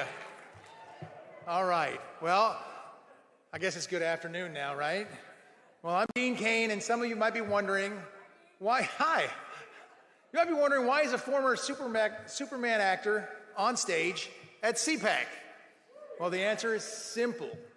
It's because I believe in truth, justice, and the American way. Now, the crazy thing about that phrase is that DC Comics let that trademark expire. So I'm free to use that thing here on stage and anywhere else I please, and I do it all the time. But for some reason, that's seen as controversial. It's frowned upon by Hollywood and the mainstream media, which I find very strange. Look, the United States of America is not perfect. We are always striving for a more perfect union, as the preamble to the Constitution clearly states. So what is the American way? Well, for me, number one, individual rights. You know, the Constitution, yes. The Constitution limits the role of government in our lives, and it protects the rights of the individual, right? It's the old saying, you know, pure democracy is two wolves and a lamb deciding what's for dinner. It's always going to be the lamb. Number two, equality of opportunity, not outcome. That means no DEI, no CRT, and yes, on merit. No matter your race, your religion, your social status, it doesn't matter, you earn it. Number three, competition. The ability to compete fairly without the government getting in your way. No men in women's sports. If you're Elon Musk, you're changing the world for the better with your innovative cars, which I happen to own one, thank you very much, and satellites, and rockets, and X. And you know what? If you're Elon Musk and you do all those things, you deserve to be a trillionaire, no matter what Elizabeth Warren or Bernie Sanders has to say. Hard work should be rewarded and celebrated, which creates wealth, which in turn creates self-reliance, not reliance on the government. And then we should have the ability to pass that wealth down onto our family. That's why we work so hard. Now, the theme here today is action, not words. And right now I'm giving you a bunch of words. So what about action? Well, when extremists on the left screamed, defund the police, I joined law enforcement.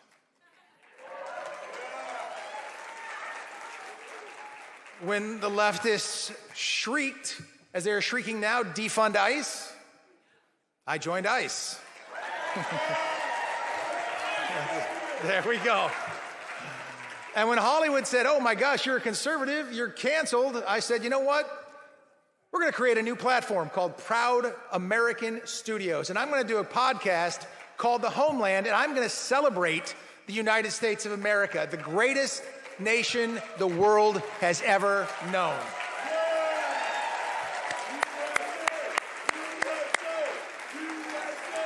And we're going to fight. We're going to fight to keep it that way. So truth, justice, and the American way, okay? God bless you all for being here, and God bless the United States of America. Enjoy CPAC. I'll be short and sweet.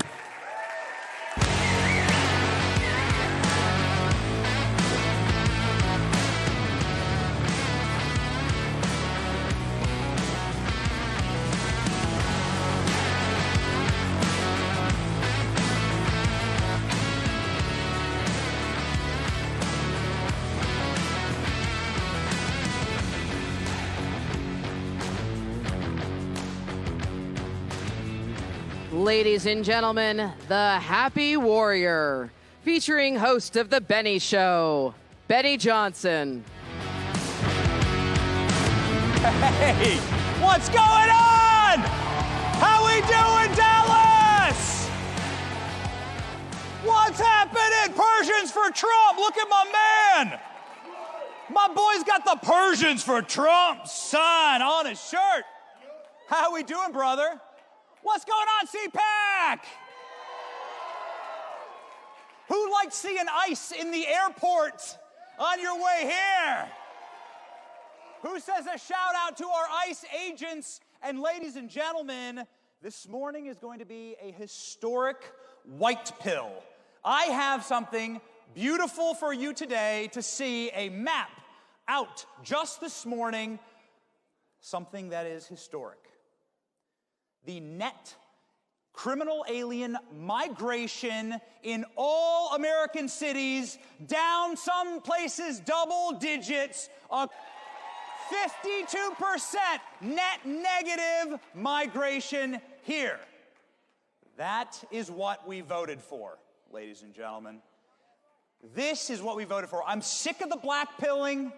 I'm sick of people tearing at the movement from the inside. I want victories for our movement. Those victories have to be domestically here at home. So we are going to celebrate those. We're going to celebrate our historic movement this morning. Who's with me? Ready to go? Because this is what our border looked like just 2 short years ago. This was your Texas border. Any Texans in the house? What did you think when you saw this? Criminal aliens as far as the eye could see. This was a regular day under Joe Biden. This was an invasion. This is not migration. These are criminals, every single one of them. And invasion. Immigration without assimilation is an invasion. It is immoral. It says in Deuteronomy, you must protect your borders, otherwise you will be ruled by the foreigner. It's biblical to want strong borders. And ladies and gentlemen, this morning our borders look like this. Can I get an amen? Look at that, so fresh, so clean. Thank you. Thank you, President Trump. Thank you to everybody who made this America First movement possible. Because it was a massive coalition. It was a winning coalition. Look at this. Oh, wow, they have captions on the screen. You can't even see the numbers. Whoa, now you can just, hey, how are we doing? How's it going? How are you doing?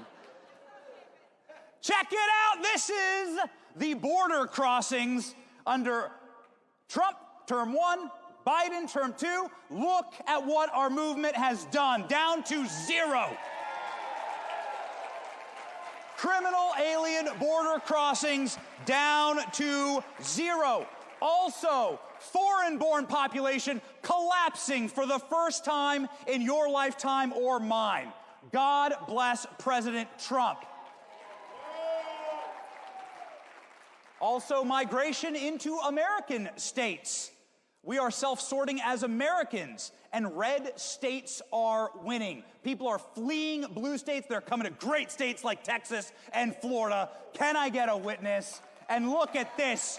40 billion, yeah, what's up, my Florida people? $40 billion of net migration income to red states. $40 billion lost from Kamala Harris states.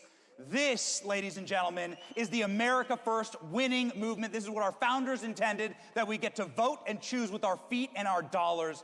This, ladies and gentlemen, is federalism in action, and it's a beautiful thing. I would love to, since we are talking about the border right now, and I believe we have a special guest very briefly backstage, I would like to welcome out onto the stage our retiring Border Patrol Chief, Greg Bavino, who's here right now, and who I want to give a massive round of applause for delivering, ladies and gentlemen, these numbers.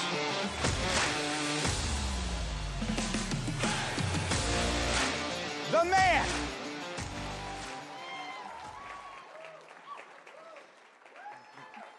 Can we put this one back up on screen? Put that, look at that. Look what Greg Bavino and his Border Patrol team did. Check this out. And here's an ICE agent.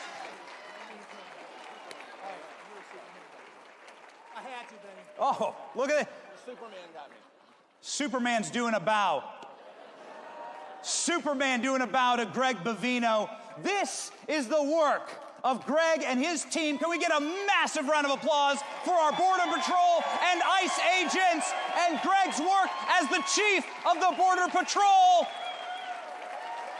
The fake news hate him, libs hate him. This is Darth Vader for those people. He's the biggest bad guy, but he's a hero to us and the America First movement.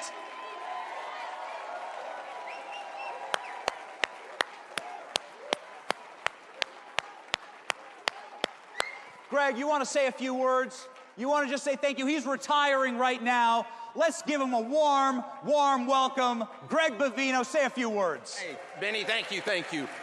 Again, I did retire. I've actually been retired 24 hours now. I left my tribe, folks, but I joined another tribe, and that is you, that conservative CPAC movement, America. Thanks for having me here today. Thank you. Benny, thank you. Thanks. Good stuff. Say it so the fake news can hear you. Let's hear it for Greg Bavino and his incredible job securing our border and our nation.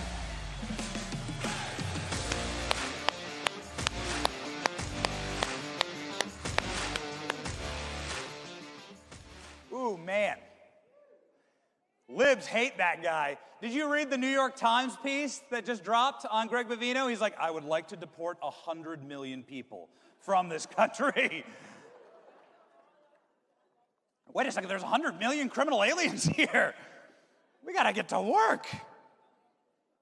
How do we get to work? You know, I'm well aware that there's a lot of debates going on inside of our movement, okay? And this is why I want to focus on the wins, because I know there are going to be a lot of people with a lot of different opinions inside of our movement, but I want to see is not the people that you have good faith disagreements with inside your movement. Your enemy is the Marxist, and they're going to be running against us hard in the midterms and in 2028. And so I want to, with a single voice, establish this. that you are my friends. If you believe in a secure border, if you believe that there are only two genders, if you believe in marriage, if you believe that America is the greatest country on earth and that God shed his grace on thee, then you are my brethren. You are my America First movement. And if you believe in deporting communists like Zorhan Mandami and AOC, I don't think we can deport AOC. I don't know. But that's going to be the debate. I know there's a lot of debates going on right now. There's probably plenty of debates in this room. There's a lot of people with a lot of different opinions. And I love that. I welcome that. Isn't that the difference between us and them? That it's like totally chill to have a debate with someone if it's in good faith, if you just want the best for the country, if you agree in these core principles, then we should welcome that debate. We should want that debate. The problem is the side that stopped debating and the side that stopped talking and decided that we were less than human, and they got their guns and they started killing. And I'm sick of watching my president get shot in the head. I'm sick of watching my friends die on a live stream. I'm sick of the violence from the left. There's no argument with that. It's demonic, it's evil. We must disavow it, fight it, and defeat it.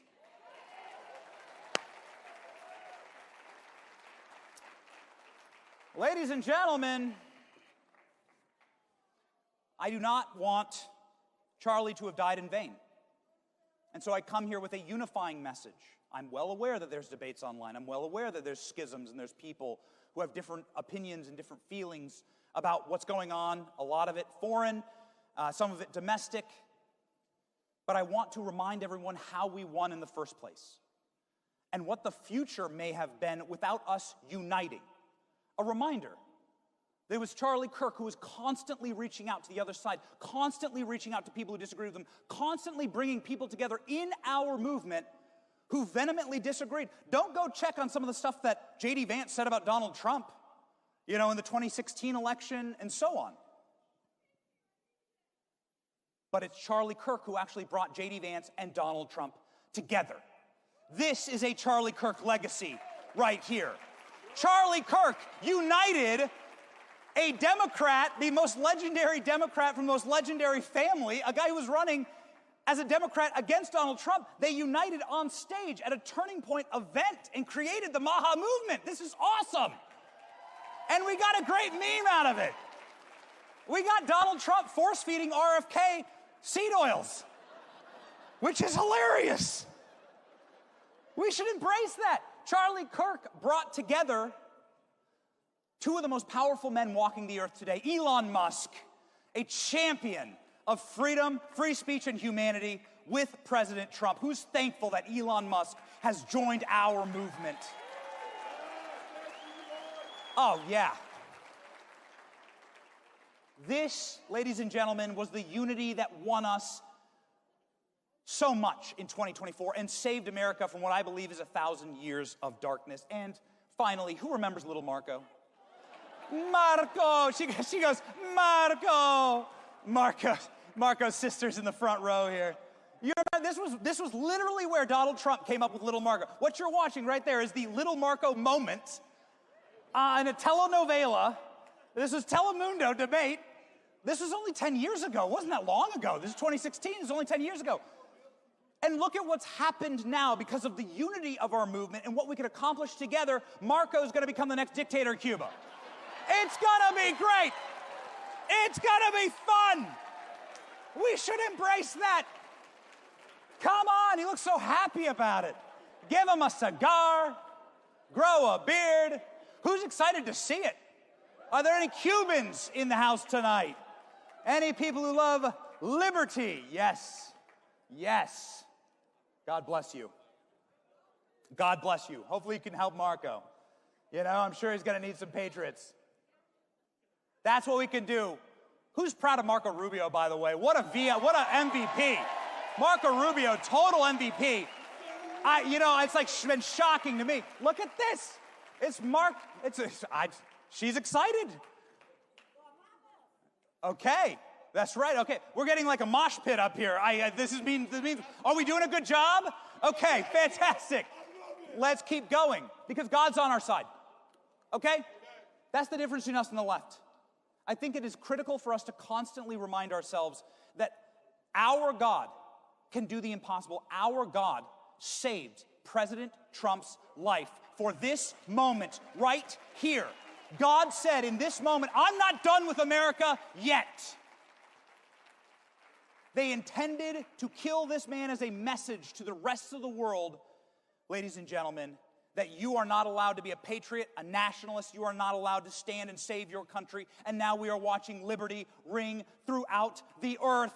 It is a new 1,000 years of light, and that is because our Lord and Savior Jesus Christ saved President Trump's life that day. We all witnessed a miracle. We are all witness and inheritors of that movement.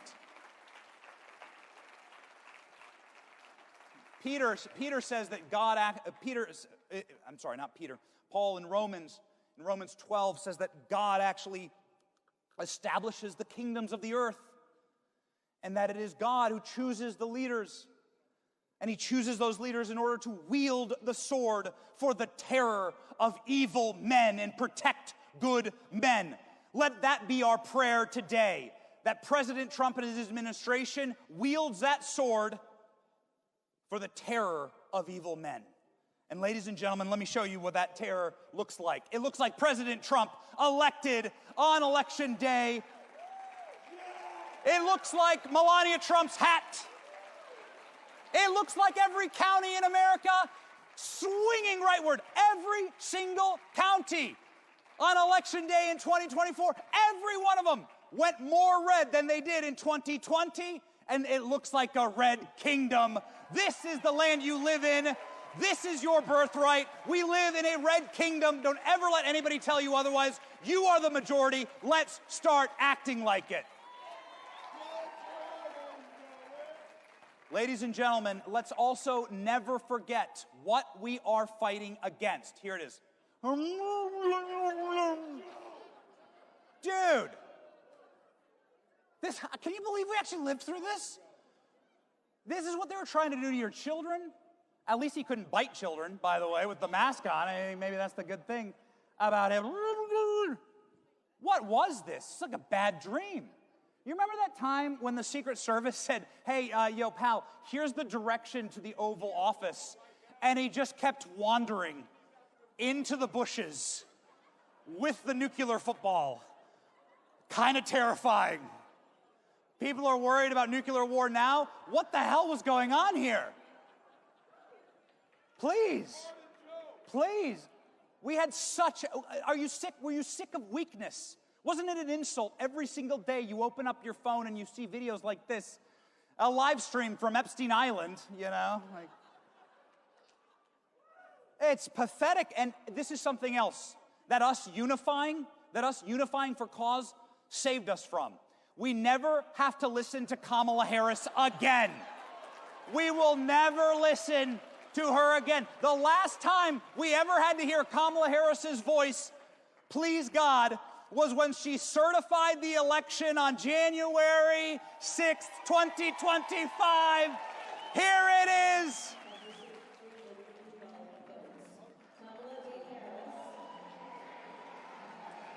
Uh-oh.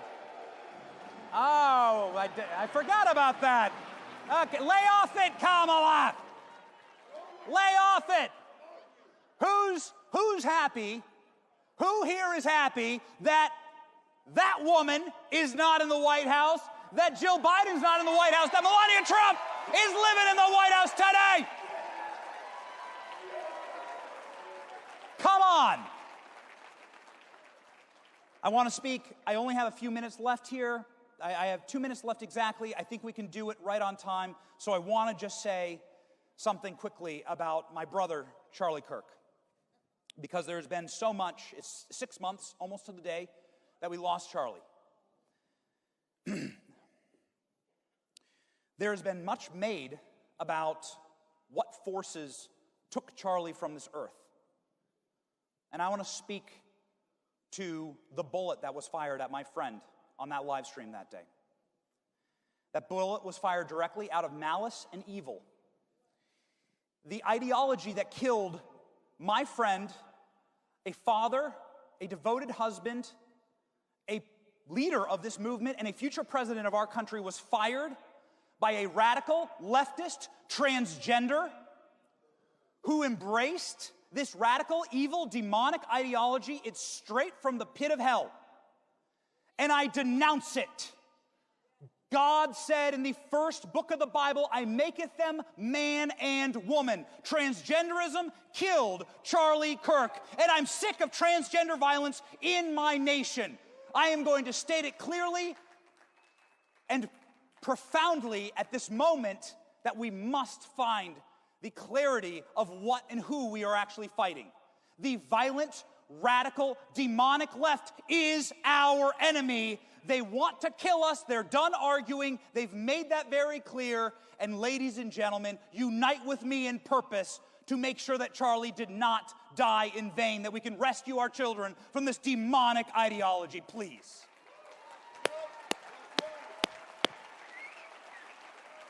Say it with clarity. Say it. There's power in speaking truth. There's power in it. Ladies and gentlemen, without Charlie Kirk's sacrifice and how much he united this entire movement, we wouldn't have moments like this. Please, listen to this historic moment from one of the top doctors at HHS.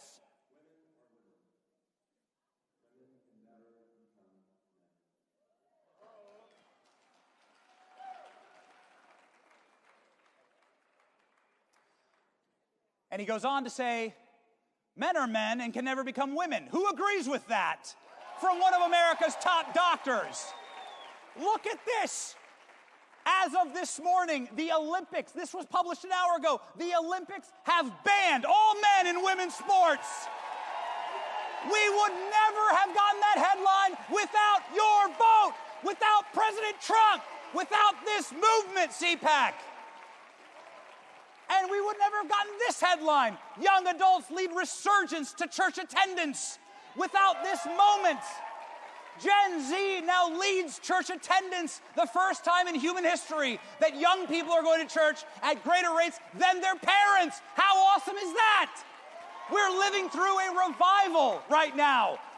Trump winning with young voters, something you never thought you'd see ever in your life. President Trump winning an absolute majority of young men in the 2024 election.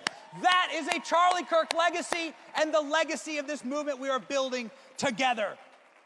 When asked, and this is the most important thing I have to say, and it's in conclusion, and we're done. When asked what the major priority is for their lives, young Trump voters, men and women, said my number one priority is having children and starting a family. That is the culture war right there. That is the victory, ladies and gentlemen. Because the left, we're gonna just outbreed them. Can I get a witness? Can I get an amen? We're just gonna outbreed the left. You ever met a lib? They're hideous. Nobody wants to have sex with them. The pink hair, the yellow teeth. Plus they're cutting their dicks off. It makes it very easy for us. I don't know, it's not up to me. They're the ones who choose to do it. It makes it so easy. We have a historic moment right now. We can seize it. We can take it back. This was Charlie Kirk's memorial service. Ladies and gentlemen, who remembers it? Who watched it or was there? In conclusion, let's have this moment again. The unity, the clarity of purpose, the return to the foundational Christian principles of this nation. Let's remake this. Let's not forget this. And ladies and gentlemen, if we keep going, this is my family, by the way. I have, since moving to a red state, I have had one kid per year with my wife. So thank you, red states. Thank you, CPAC. This is the greatest motivation on earth. Parents, do you agree with me? Grandparents, do you agree with me? The greatest motivation on earth? It's what God commandeth us. God says it directly to Adam. The first command to Adam is this: go, be fruitful, and multiply. Protect the garden, protect your nation, and leave an inheritance for your children's children. Who's with me, CPAC? Let's go. God bless you. Thank you.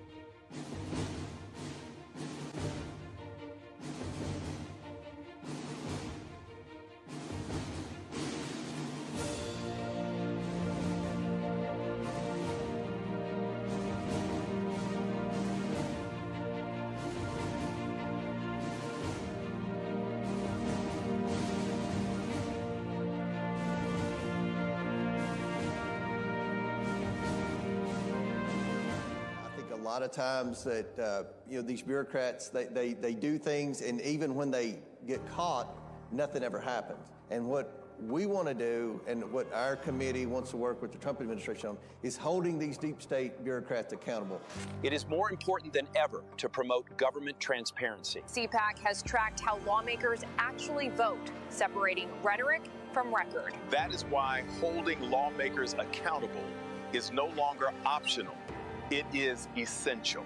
Voters deserve to know who is standing up for them and who is selling out behind closed doors. For decades, politicians have promised one thing at home and voted the opposite in the State House. The public has a right to see every vote and to judge their leaders by actions, not slogans. We're the only group that ranks and rates every state legislator, every state senator, every state House member, every U.S. senator, every congressman, every governor. The battle for the soul of the nation moves to CPAC. Your mission? Amplify conservative voices, shape the narrative, and drive the movement forward from the inside. This isn't coffee runs and busy work. It's war room strategy, boots on the ground execution, and front row access to power. The next generation of leaders starts here.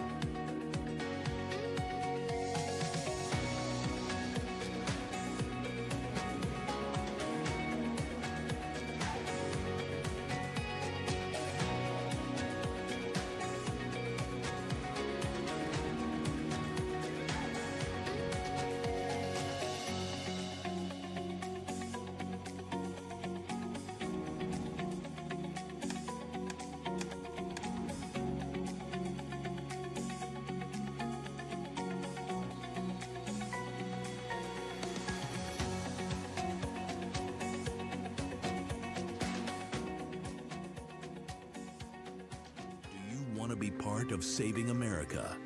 This is your call to action. The megaphone, behind the scenes of the conservative movement's most iconic force. You won't just learn politics, you'll live it. This is your launch pad. This is your moment. Ladies and gentlemen, up next, a candidate roundup. Please welcome North Carolina Senate nominee and former RNC chairman, Michael Whatley, and CPAC board member, Jim McLaughlin.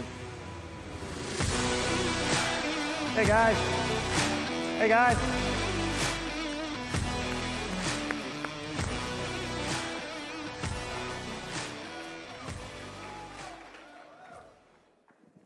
Well, that is great. You know what?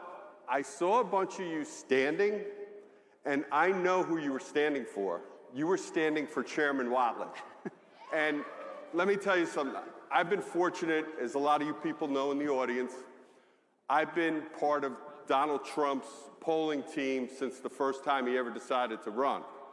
And believe it or not, he was thinking about it back in 2011. He was thinking about running against Obama. Boy, would that have been fun. So I worked with several RNC chairmen, several different regimes there, and I got to tell you, one of the most unknown or untold stories of the 24 election was the incredible job that Chairman Michael Whatley and Chris LaCivita did along with Susie Wiles at the RNC. This man, I've told him this, and I want to say it publicly. It was like every time we asked for something in President Trump's 2 previous campaigns, I can't tell you how many times, no, We can't do that. This man next to me, he never said no to us. Everything was always yes for Donald Trump. So God bless Michael Whatley. Well, thank you for that. And I'll tell you what, one of the biggest reasons that we wanted to make sure that the RNC was going to be there for President Trump is because we saw elections have consequences. You think about the switch that we saw the very first time Donald Trump came down the escalator. And he said, I'm going to make America great again. It wasn't just a campaign slogan he borrowed from Ronald Reagan. It was a plan. We are going to rebuild our economy. We are going to restore our borders and keep our communities safe. And we are going to make absolutely sure that America is strong and respected again around the world. That's why I joined his campaign in 2015.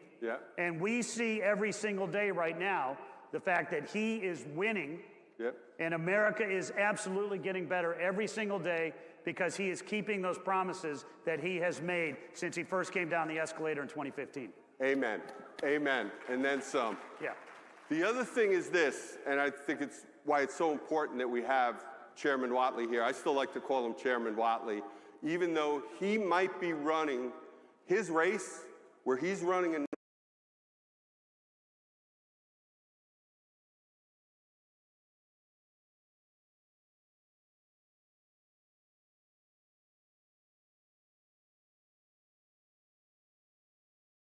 Carolina could very well be party. And we all know how bad that's going to be, to lose the majority. He has to win. But all the great things he did at the RNC, whether it was ballot security, whether it was raising money, going out there recruiting grassroots candidates, and giving us the resources we needed to do to run an effective campaign for President Trump, he was able to do all of that. You know, and when you look at elections, good policy is good politics, without right? a doubt. And President Trump's agenda is really true the agenda that's driving us right now. When you think about states like Maine with Susan Collins, you think about Ohio with John Husted, you think about Texas here, we've got a primary, we've got a runoff, but we know that we're going to be able to hold that seat. You look at Iowa, you look at Kentucky, you look at Michigan and Mike Rogers up there. Every single one of these battleground states, the Republicans are running on an America First agenda. We're running on President Trump's agenda. My agenda is to create an economy that's going to work better for North Carolina. It is to make sure that we're keeping our kids and our communities safe. It is that we have 100,000 men and women in uniform in North Carolina, in all 5 branches. When it comes to keeping American interests and our allies safe around the world, North Carolina is going to be the tip of the spear. But that's the case in every other one of these battleground states. And the Democrats who ran in 24, their agenda was open borders, inflationary spending, and a woke, weak America. They are doubling down on that in every single House race and every single Senate race across the country right now. They are doubling down on stupid, and the voters are not going to go there. And I think we have the ability in these midterm elections, and by the way, I was doing the polling back in 2002 at the RNC and also for the NRCC. I worked for Chairman Tom Davis back then. When was the last time we defied history, we actually picked up seats during the first midterm. Normally what happens over the last 50 years, the history says you lose 25 to 30 seats. But I'm not going to be happy, especially when it comes to the Senate, not only that we keep the Senate, but we need to pick up seats. And I think several seats we can actually have a shot at picking up. Agreed. I think we can pick up New Hampshire. I think we can pick up Georgia. By the way, John Ossoff, the crazy liberal who tries to pretend he's a moderate, you know what he said the first thing he's going to do when the Democrats, if they, God forbid, get a majority in the U.S. Senate? You know what he wants to do? Impeach Donald Trump. That's not moderate. That's how crazy they are. And look at one of the lessons we learned from the 25 elections. You look at Mikey Sherrill, the governor of New Jersey. You look at Abigail Spanberger, the governor of Virginia. How did they run? They told us they were moderates. They lied. We see what they're doing. Mikey Sherrill doing sanctuary city stuff. By the way, she's raising property taxes. Abigail Spanberger, she's talked about raising over 100 new taxes, plus She's doing that crazy radical redistricting where she's going to redistrict out